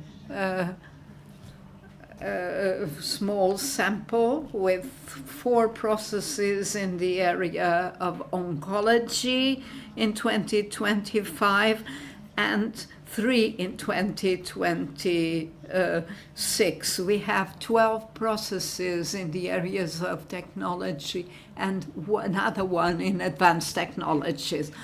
Although I am the moderator here, I'm also a stakeholder, and I'd like to clarify some of the things you mentioned. We will not be requesting any additional evidence if it's not necessary. The idea is that the work is not duplicated.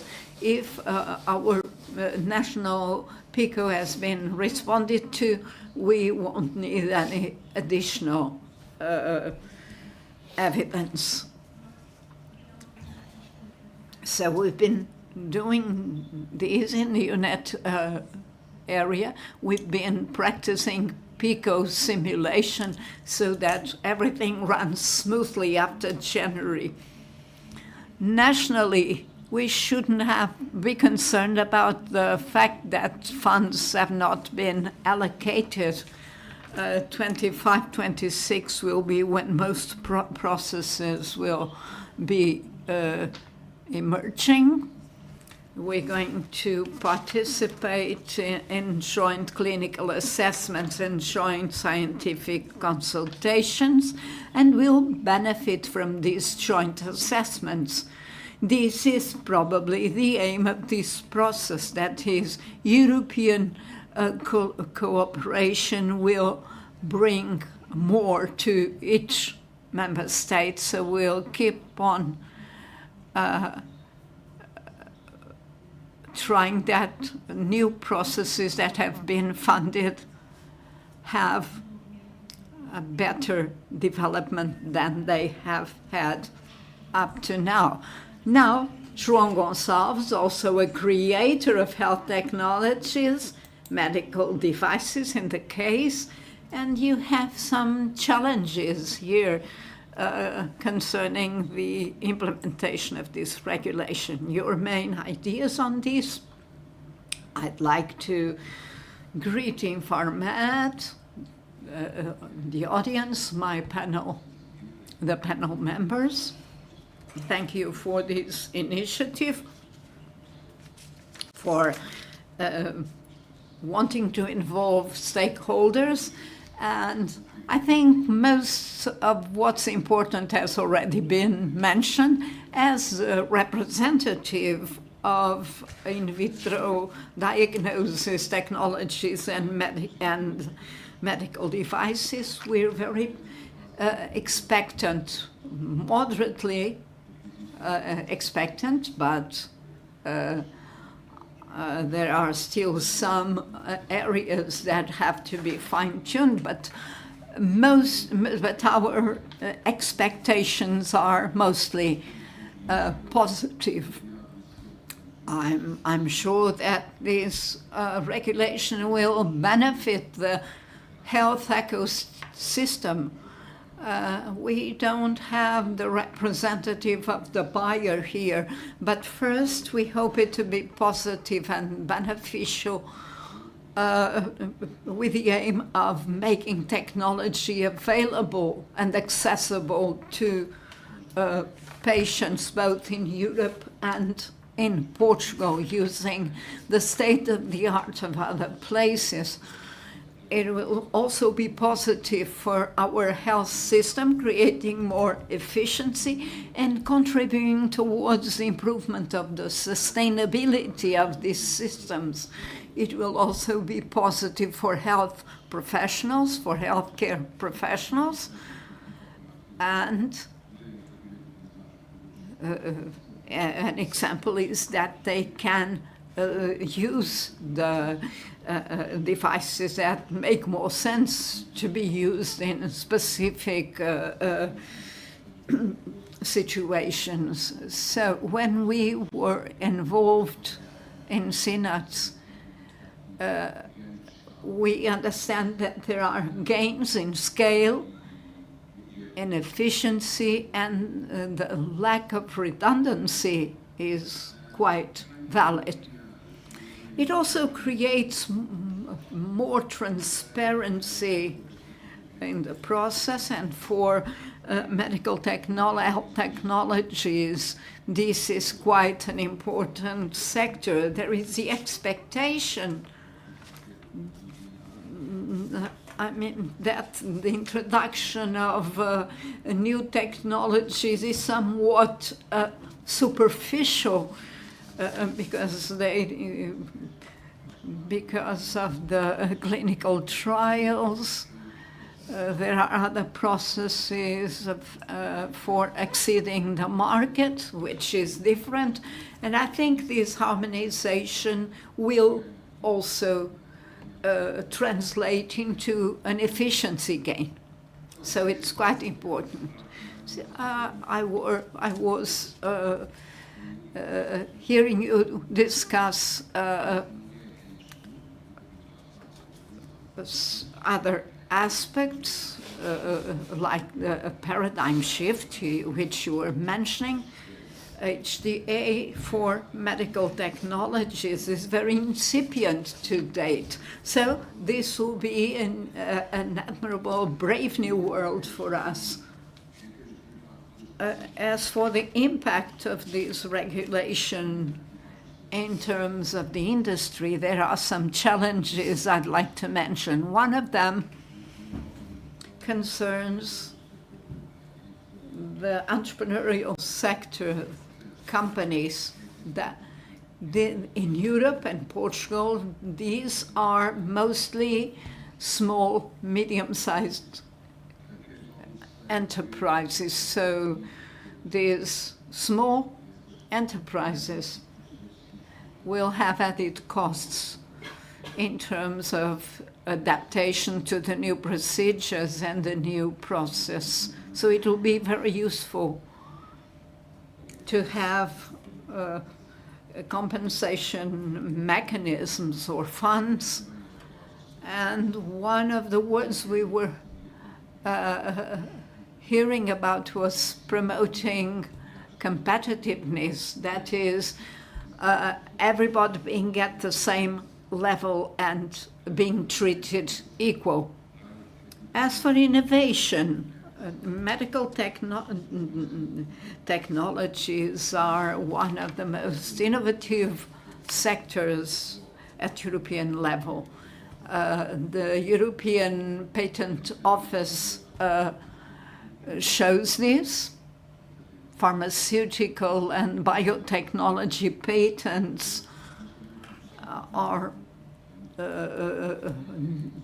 numberless, and their life cycle is between 18 and 24 months, which means that this regulation will mostly privilege disruptive innovation, comparing new technologies with the technology which is in the market, instead of incremental competitiveness. So there are a lot of challenges here, also for timelines and deadlines.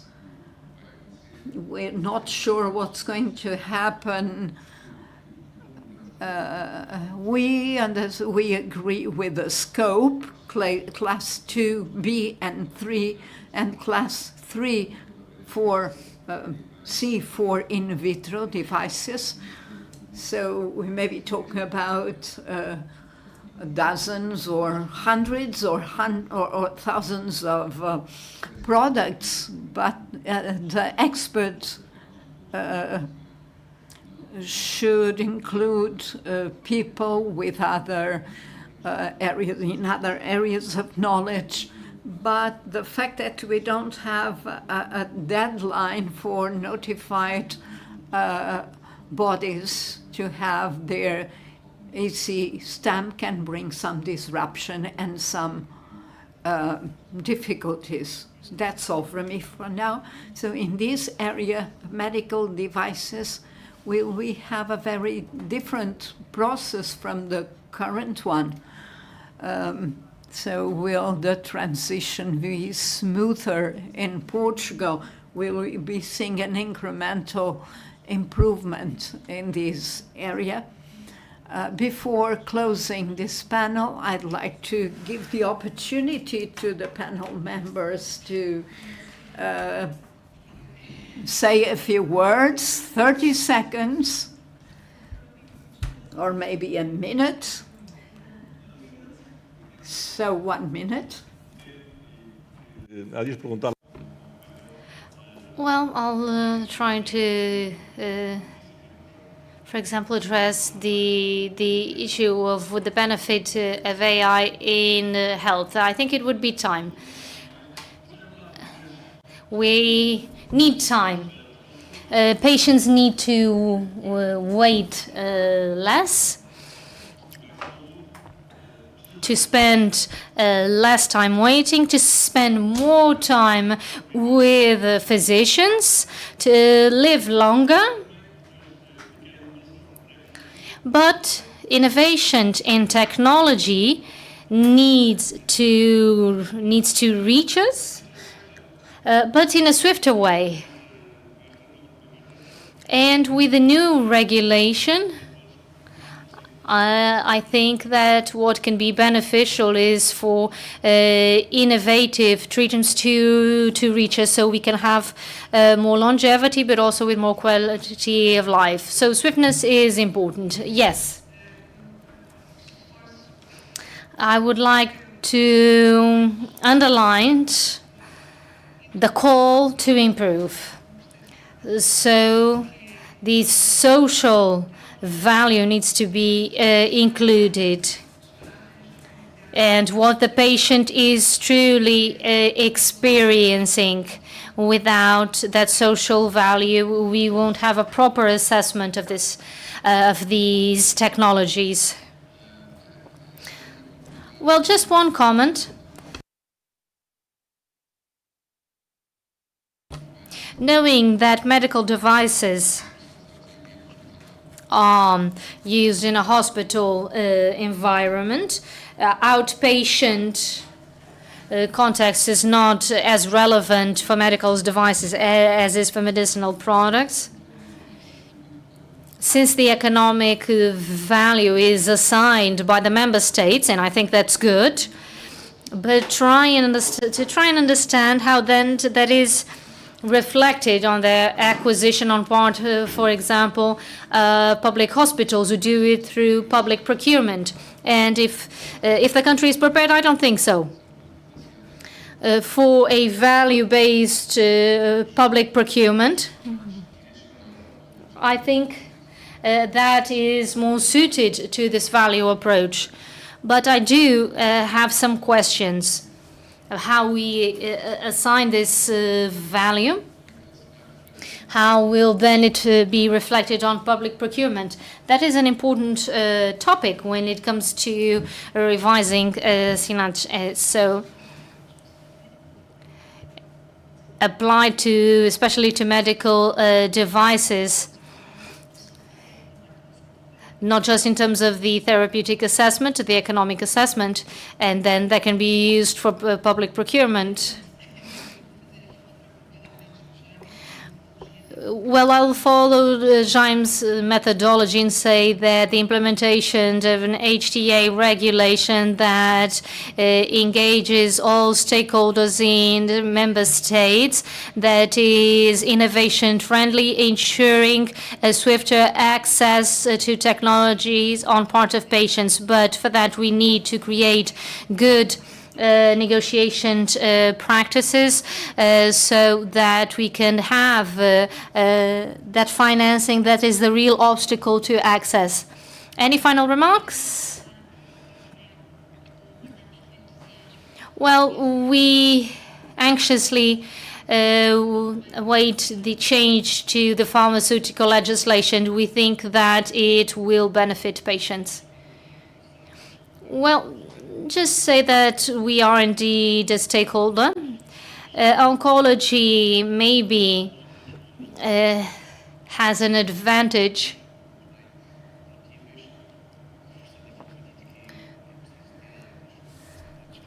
But of course, that besides the classical endpoints, we need also to assess quality of life. And it would be important to cut across everything that we do, so that we know the outcomes of everything that we do, and we can look at them in a critical way. Thank you to all the members of the panel for this debate at the symposium. Thank you.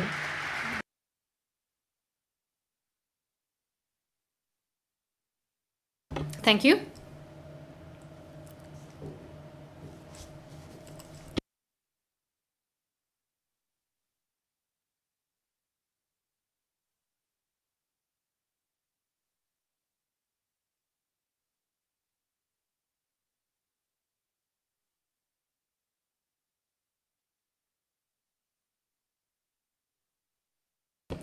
And to anticipate 2025, I call to the floor the chairman of INFARMED, Rui Sansivos, and Roisin Adam, the chair of the HTA coordination group and from NCP Ireland.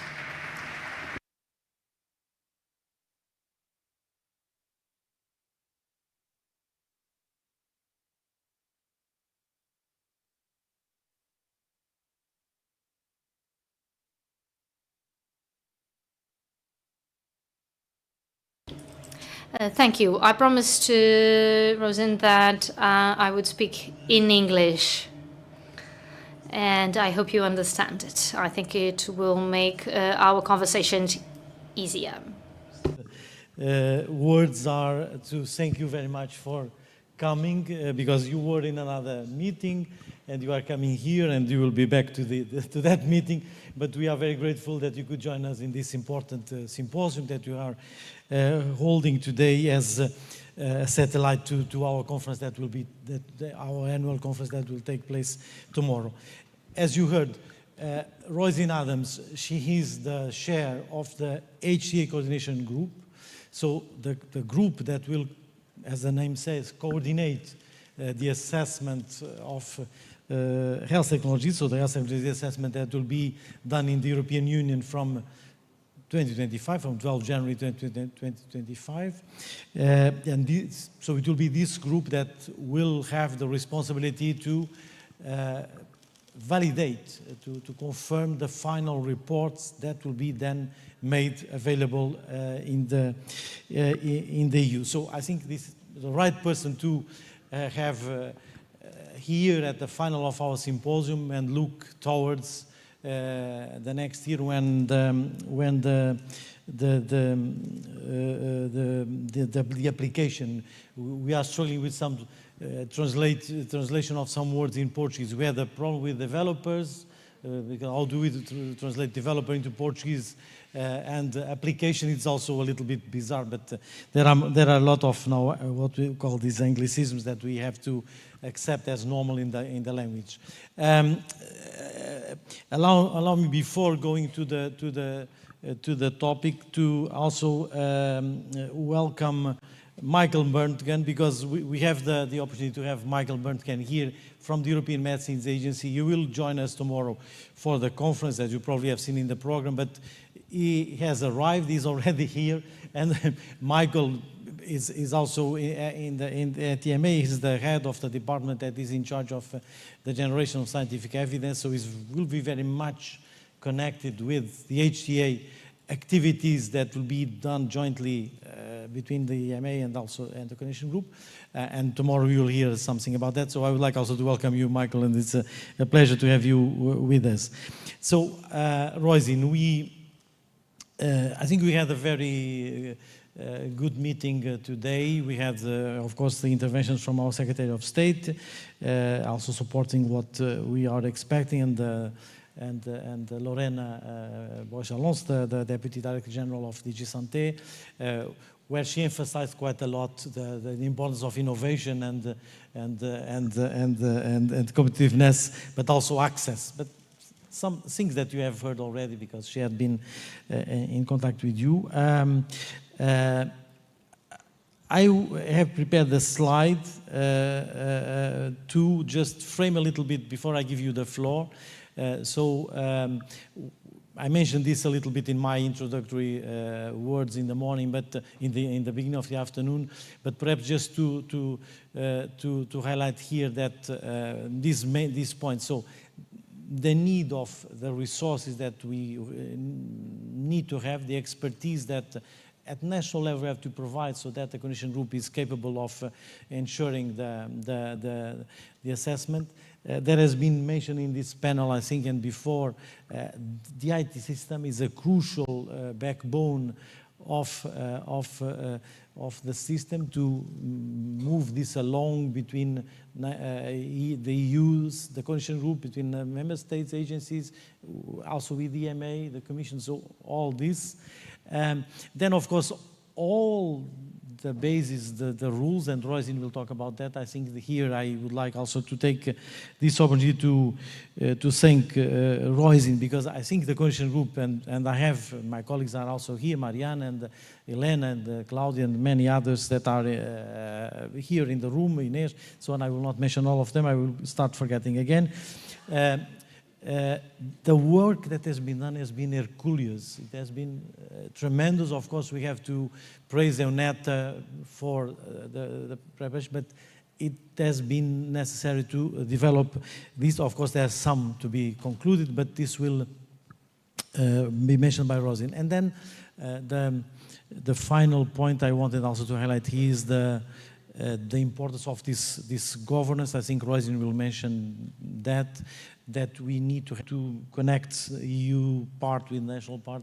So these are just some of the words that I picked up from the different panels. And so with this, a little bit not too much structured introduction, Roisin, I give you the word now, the floor to introduce, and perhaps then we can still have some interaction with the audience. Roisin, please. Okay. Thanks, Rui, and he didn't have to ask me twice to come to Lisbon. It's really lovely to come.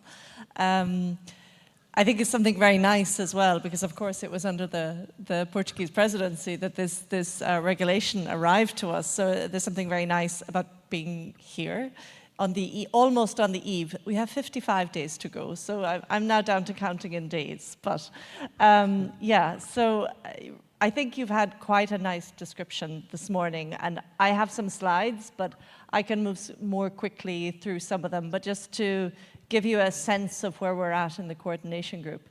I mean, the coordination group has been really working quite actively now for 2 years. We have excellent participation from everybody. We have 27 member states, we have Norway, we have Iceland. Everybody is very bought into this and working very closely together, not only just in the coordination group, but of course in the subgroups as well. And I think that's really where the work is happening.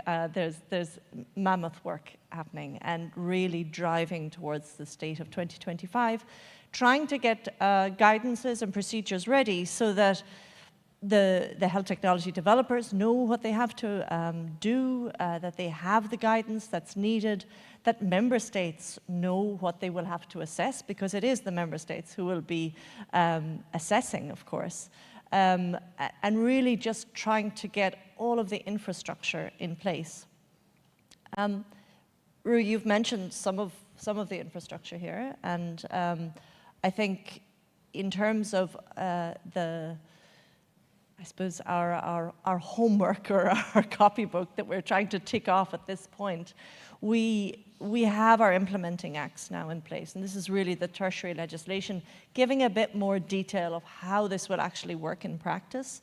The joint clinical assessment one, of course, is key, and we have, importantly, and I was listening to the discussion here this morning, just before, the role, if you like, of clinical experts, but also patient experts in that. And that should be very much part of the joint clinical assessment. Yeah, so there are some slides here. I probably jump around a little bit now, but we can move through them. But those pieces of legislation are really important because it really, it's not an optional thing, if you like. We really do need to bring in these experts into our work. Oh, okay, perfect. Thank you. So that's the implementing acts. Many of them are in place. We have 6 in total. There's some really important implementing acts in there, I think, and ones that we haven't had before. So there's one on conflict of interest, which is a really important one, where we describe the conflicts, and the Commission will make some adjudication on whether a conflict exists or not. So that's a really key one, and I think important for everybody who's involved actually in JCA, assessors, clinical experts, patient experts, and there probably is an adjustment there to how we will operate in future. So that is a key piece of legislation that is something that we do need to adapt to. I'll take you back to the coordination group. I mean, these are some of the roles, or if you like, the responsibilities that we have in the coordination group. And I know, Rui, you mentioned, of course, adopting the reports is one of the key outputs that we will have, and that's something that we will do in 2025. And obviously we've appointed the members being the organizations and the representatives being the people who will sit there, if you like. Of course, adopting all of the scientific and procedural guidances that come from the subgroups, so it moves up through the coordination group. Providing strategic direction, and this is going to be so important in the first few years, really where are we going, and trying to keep this all together and being aware of those other issues, as well as the key aspects that are coming out of the individual product work. But there are more strategic issues, probably touching on what Lorena was talking about earlier. We've established the subgroups. You probably have had this morning, but we have 4. We have 2 very key product-specific, I would call them, subgroups, the joint clinical assessment and the joint scientific consultations, and then 2 more overarching, if you like, subgroups. One where we look at the methodological and procedure guidance, but we have another which is, I like to think of as our intelligence building. So emerging health technologies, what's coming our way, what products will we be looking at in the next 2, 3, 4 years? And I think there's a really important role there, and something that will probably feed back into the strategic direction. Of course, we have to decide and publish an annual work program. Our first one we will do in November. It's listed in the regulation, the components of that, but it's around how many joint clinical assessments do we anticipate doing, how many joint scientific consultations, will there be any reassessments of those? Probably not in 2025. Will we do any voluntary work? So, and then a little bit on strategic direction. So that's it isn't an exceptionally long document, but it gives you those key milestones of what we'll be doing. Importantly, and you may have touched on this, but the coordination group actually has chosen to operate in joint configuration. And what that means is we have both experts for medicinal products and medical devices sitting together and discussing these issues together at this point. We've opted to do that into 2025, so really taking us through the implementation, really because there are a lot of parallels in this at the beginning when we're initiating all of this, and there's some common learning there. So that's how we've decided to move forward, and I think it's been quite helpful.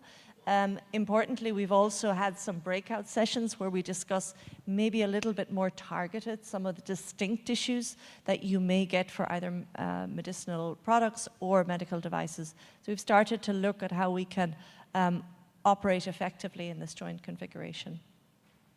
Okay, I think you've seen this, so I won't go through it in a huge amount of detail. The important one here, and I've described as the structure, but I think the stakeholder network plays a really key role here.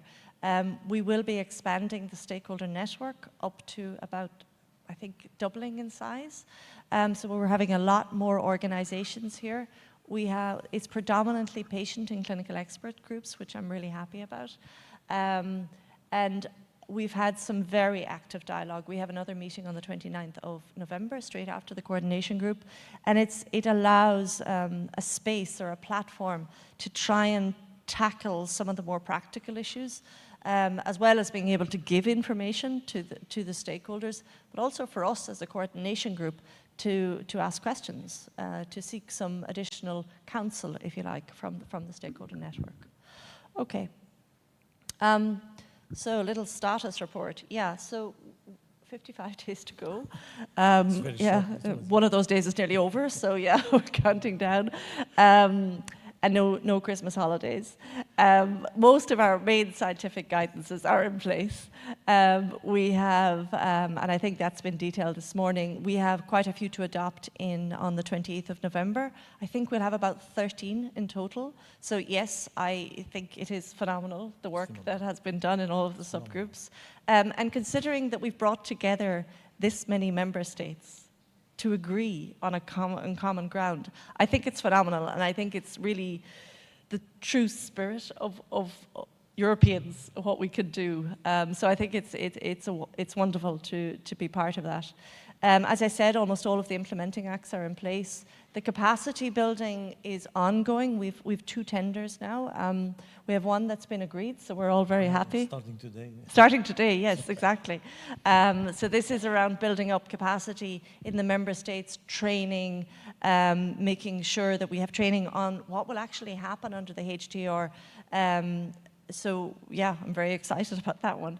But we also have a more funding that is not fully agreed yet, but we will have funding into 2025, hopefully for the joint work for the member states. And that's really important, and it was something certainly that the member states called for very early on, because we do need to build up capacity. We need assessors and different technical expertise for this level of work. It's bigger than what we do nationally.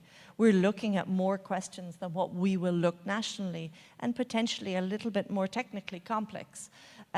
So I think it's excellent that the Commission has found the money and has been able to put money towards this. The next stakeholder meeting and the coordination group meeting is 28th and 29th of November, the last one before implementation. And just for information, there is a rolling plan that we update after every coordination group meeting, just highlighting what's been adopted or maybe what will be adopted into the future. I think you've seen this as well. These are the guidance documents, so I think you've had a list. I won't go into it's very small writing as well. So, but they're all there. They're available online. They're published under the Commission website. Just to give you a little update of what we discuss, if you like, at coordination group meetings, I think it's useful to know what happens. So obviously you've had Lorena Boy Alonso here this morning, and it was excellent to have her at the last meeting. We had some breakout sessions, as I said, for medicinal products and medical devices, just being able to tease out some of those issues that are distinct.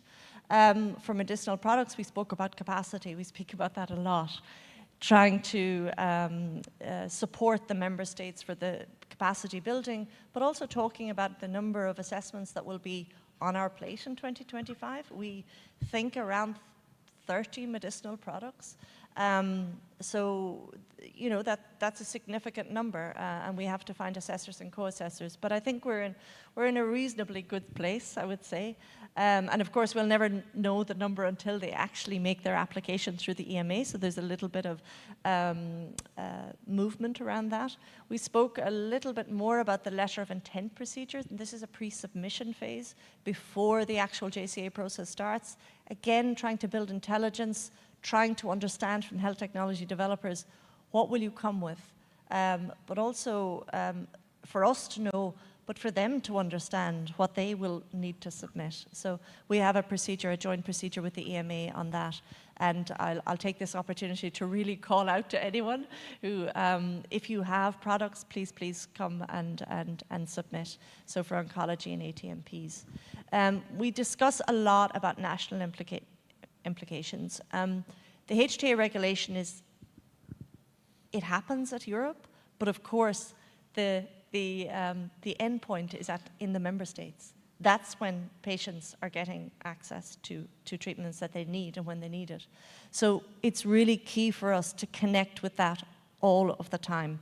And we do it and we try to understand the different systems, because we do have diverse systems. We have cost effectiveness frameworks, we have added benefit frameworks, and it's just trying to understand, okay, when this JCA report is published, where does it fit, and what are the timelines around that? So while it's separate, it's very much connected, because what we produce has to feed national systems, and we keep that in mind all of the time.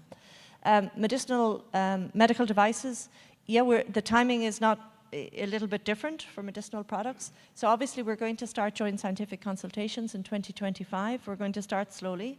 The plan at the moment is to move to JCA in 2026. So we're starting to look now at information around selection process, because of course we only do medical devices which have received an opinion from the expert panels, but we can apply additional selection criteria after that. So we were having discussions around that, of course. The work program I mentioned, we have rules of procedures how we operate under the coordination group. We made some adaptations to that, and actually some of those adaptations are because we heard back from member states that there are certain requirements that member states need to be able to access information. So we've made some adaptations to allow for that. And then we had an update in the IT platform, which is moving ahead. We're still not fully there in terms of the nitty-gritty, if I call it that. I don't know how that translates to Portuguese, but really getting into the detail of what has to happen.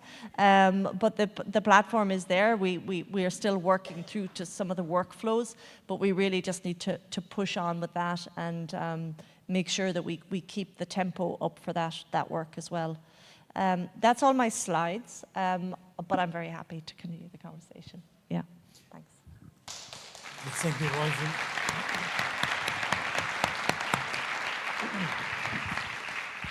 I think we may have time for also some questions. If you want to ask any question, please raise your hand and tell me. There is probably one point that I wanted perhaps to pick up again, Rosie, that you mentioned in relation to the responsibilities of the Coordination Group, which is this strategic direction. And this goes along with the other element that you just mentioned on the use at national level. And because here I mean, it's very important that really this work, as you said, this is a tremendous work that is being done. The way personally, I have to say that because when we had the first meetings, and Rosie recalls very well, because I came to the very initial ones, then it's my colleagues that are attending them, but we were perhaps not so optimistic at the very beginning, which is probably normal that is this way. But then I think the way things evolved were very, very important. But now we will be confronted with the connection with the national systems. Of course, we know, and there was before a question, I don't recall who touched upon this point, but about the differences in the member states. They are still very different. I mean, the use that each member state does with the reports is different. So in some member states, it's very clear the end purpose of the report, like in Portugal. I think the same is in Ireland, but Roisin will confirm that. But in some member states, perhaps it's less binding or less, let's say, connected with additional decisions. So this is, but it's very important that we ensure that the report is used so that the wording that is in the regulation that shall be taken into consideration is really meaningful, is really substantial. And here I think that this strategic direction and this connection, it's something that we need to be very aware in the coming initial period. And here, and Roisin was, we had the meeting recently, the meeting of the heads of HTA agencies in Rome, where of course Roisin is always present, and we had this discussion. I think now at this phase, we need to be very well monitoring the process, looking how it's developing, where are the difficulties, what are the issues, because we want to make sure that the report is of benefit, is useful for our systems. As my colleague Claudia was saying, we don't want to repeat. This is our intention. We at INFARMED, we don't want to repeat anything. I was telling this to the Deputy Director General, because the Commission is very worried about this, whether we are duplicating, we are repeating. So this is an important, so this strategic role and the connection with the member states is now very important. And you heard, perhaps, Roisin, you may want to say something on the PICO, because of course we will not have 27 PICOs. This is not what will happen. It's probably not. It would be impossible as well, because we are more common, and probably sometimes we think that we are not so all different in that way that we will be arrived to this. But I heard a lot of many times this issue. Of course, here I think it's also requires a compromise from everyone. So, but maybe Roisin, if you want to just comment a bit on the. Yeah. We had okay. A couple of weeks ago the same discussion, I think. Yeah, so maybe I'll start with the PICO. Yeah, look, we have a lot of conversations on the PICO. I suppose I've been involved in a lot of the piloting work, and I've observed the shift that has taken place. So when we started, there was a lot of learning and trying to have common understanding, especially around population. And there's a complexity, I think, and particularly in oncology at the moment, around populations, because we have many subpopulations now, or more targeted treatments, and it's trying to address some of those questions, or at least put them there. Whether there's data to address is a follow-on, if you like. But I think it is important for health systems to be able to express what their needs are in terms of the questions they need addressed. I think we will have not just, I heard a European PICO. I want to say European PICOs because it's, I think we have to move away from this one question. We're not there yet. This system will start to creep a little bit closer together. So we might have more PICOs in the initial years, and there are reasons for that. One of them is around the comparator issue. So we have unequal access around Europe for various reasons. Sometimes it's the health technology developer doesn't go to that country for perhaps commercial reasons, or perhaps it's not paid for in a particular country for economic reasons. There are different aspects around that. But what I hope to see, and more strategically, is that we do start to move a little bit closer together, so some of those fall away over time.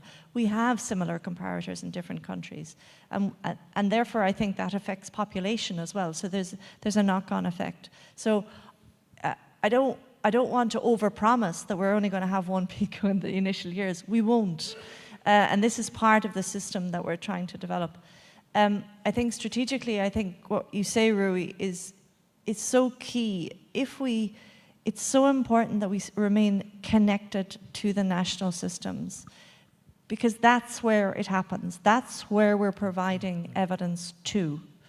And HTA is around translating, I suppose, a licensing decision into that decision-making framework where we're actually choosing to pay for a drug for our healthcare system, or choose to pay for it. So I've always been very keen that in the European setting we understand each other's national systems, because that's key to finding the solutions. And that's what we're doing every single moment of every day at the moment. It's really just trying to understand the problems a little bit more, and is it something related to the national system? Is there something small that we can do that will help with that? And I really want to keep that ethos in the coordination group. It is about the member states, and not some separate entity in Europe. Yeah, so. That's a very important message, Roisin, and it's even written in the name of the coordination group, so Yeah. the Member States Coordination Group, but this is, it's very important. I think it links also with a question, with a point on the also, and this is probably a message to the developers in terms of the evidence, generating the evidence to be submitted, so that that we end up with a report that is robust, that is of quality, so that we can really have, and these reports will be available soon after the EMA issues the recommendation to the Commission. Then the Commission will grant the authorization, and 30 days afterwards we have to put our report also in the public domain. So it's also important here that developers that know as well the needs and the realities of the different member states also really submit what is necessary, knowing that we will have, of course, reports now that even for us here in Portugal that will come earlier probably than they would come in the present system, because sometimes the developer will submit the application to us. We have cases that talk around 200 days or so almost a year. That would be when this will be submitted. No, in this case, this report will be available much earlier, even if there is no submission for reimbursement, but the report will be available. So here also, I think this is an important element that we should also consider. This is probably something that developers are of course, I know that are considering. I don't know if you want to add anything on that. No, I mean, I think, yeah, the evidence is key here, and it is about quantification, availability, transparency. It is this one port of call, if you like, for evidence. It's all here in this report, and it's equally available throughout Europe. I mean, it's a bold ambition, if you like, but it's what we need. It's what we need to make decisions, and it needs to be widely available, and it needs to be transparent as well. We need to be able to see all of that data and make it available, and I think that's key. Yeah. Is there any question from the audience that you wish to raise? Take the opportunity of having Roisin Adams with us. I cannot see very well with these slides, but perhaps you can. Someone tells me. There was one point that Cristina Lopes from the Portuguese Pharmaceutical Industry Association mentioned. Was about the training, Roisin, and maybe you can also refer something to that, because this is something that is both also on the Hague, the concerns regarding the communication. All these aspects are very important, but also I know the coordination group is yes. And recently on a conversation with Maya Matthews, we came across again this needs to prepare some actions on this area. So maybe you want to.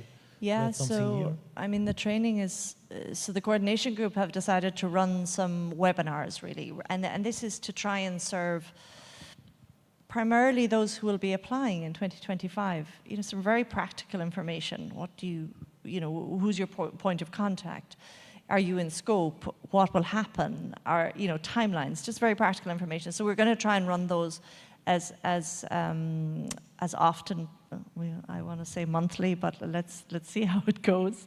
But there's also training for one aspect I'm looking at a bit more, is training for patients. There are some EU for Health, I think it's EU for Health programs that EU for Health, yeah. But also trying to connect that more with the work of the coordination group, so that really, again, we're thinking practically, what do patients need to be versed in? What will they need to take part in a joint clinical assessment or joint scientific consultation, if that's what they they plan to do. So there's a piece around that, but also the clinical experts. And I've heard the plea, if you like, the call from clinical experts. What do you want us to do? What do you need us to do? And I think we, as a coordination group, need to go back now and think, right, what are we really asking from the clinical experts?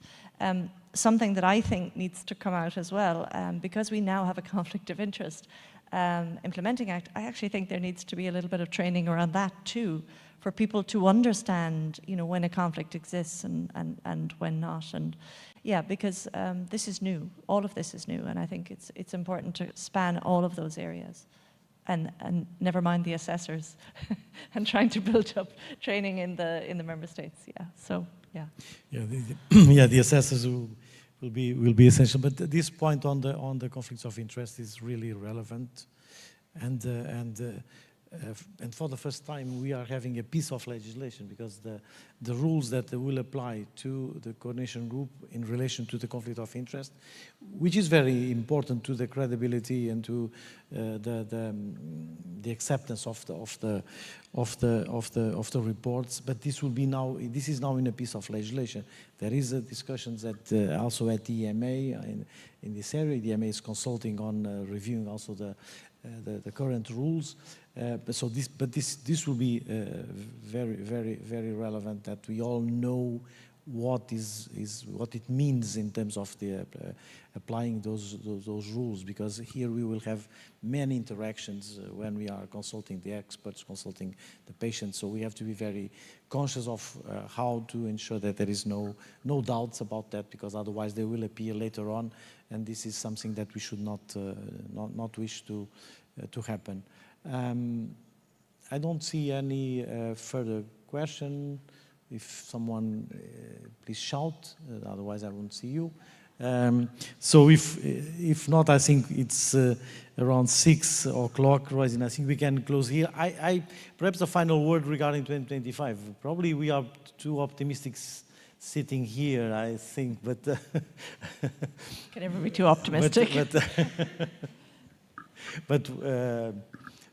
So yeah, maybe I can look. I think we're as ready as we. I think we're 80% of the way there. There's going to be a certain amount that we will learn as we go. Okay, so we are going into this live, and I think that's important to remember as well. We haven't actually done this under the regulation yet, so that bit, yeah, does keep me a little bit up at night. But I think we're prepared. We've 20 years of doing this together. I think that's important to remember as well. There are some nuts and bolts that we have to operate around about this new infrastructure, but yeah, I think we have to jump in now and get on with it. And I think, yeah, just do it. Yeah, exactly. Feel the fear and do it anyway. Yeah. Thank you, Tamara. Yes, I think, as you say, if we go in the same pace as we've been going, I think we will succeed. Of course, there will be also a very important all the collaboration and cooperation that is foreseen, and this is also the purpose of having this discussion today and having this meeting today. And so I think we will toast on the 12th of January around this date. We were discussing that yesterday. It's a Sunday, I may put my feet up. It is a Sunday, yes. So that it will be building a new system that will be of benefit of the patients, of benefit of our countries, of benefit of the EU. So I think this is something that is very good that we are contributing to that. So, Roisin, I thank you so much for being here, and I ask an applause to Roisin. Thanks for the invite.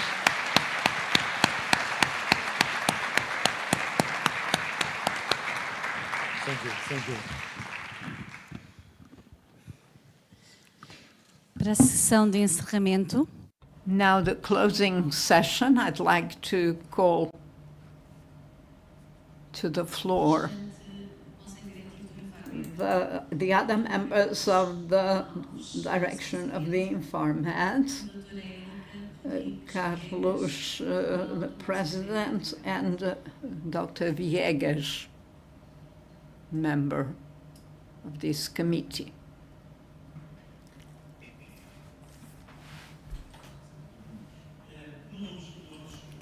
we're not going to take up too much of your time now, but we'd like to say a few words of thanks. That's why I invited Carlos Alves and Erika Viegas, with the board of the INFARMED, with the responsibility of ensuring that the duties of our institution are duly performed. I'd like to thank all the speakers who have participated and helped us achieve our goals with this symposium. The idea was to inform, to discuss, and also stimulate your attention to this new process. So thank you to all the speakers, to all the participants in the panels, in the different panels. Thank you also to the audience. There was a significant number of attendees here, also online, because technology helps make these events more comprehensive. And the fact that we could interact during coffee break is also important. So again, I'd like to invite you again to join us tomorrow in the same venue. We'll be touching upon, I'm sure, some of the issues that were discussed here today, but we'll also have the opportunity to look at other aspects and from different points of view. So thank you very much and have a nice evening. See you tomorrow.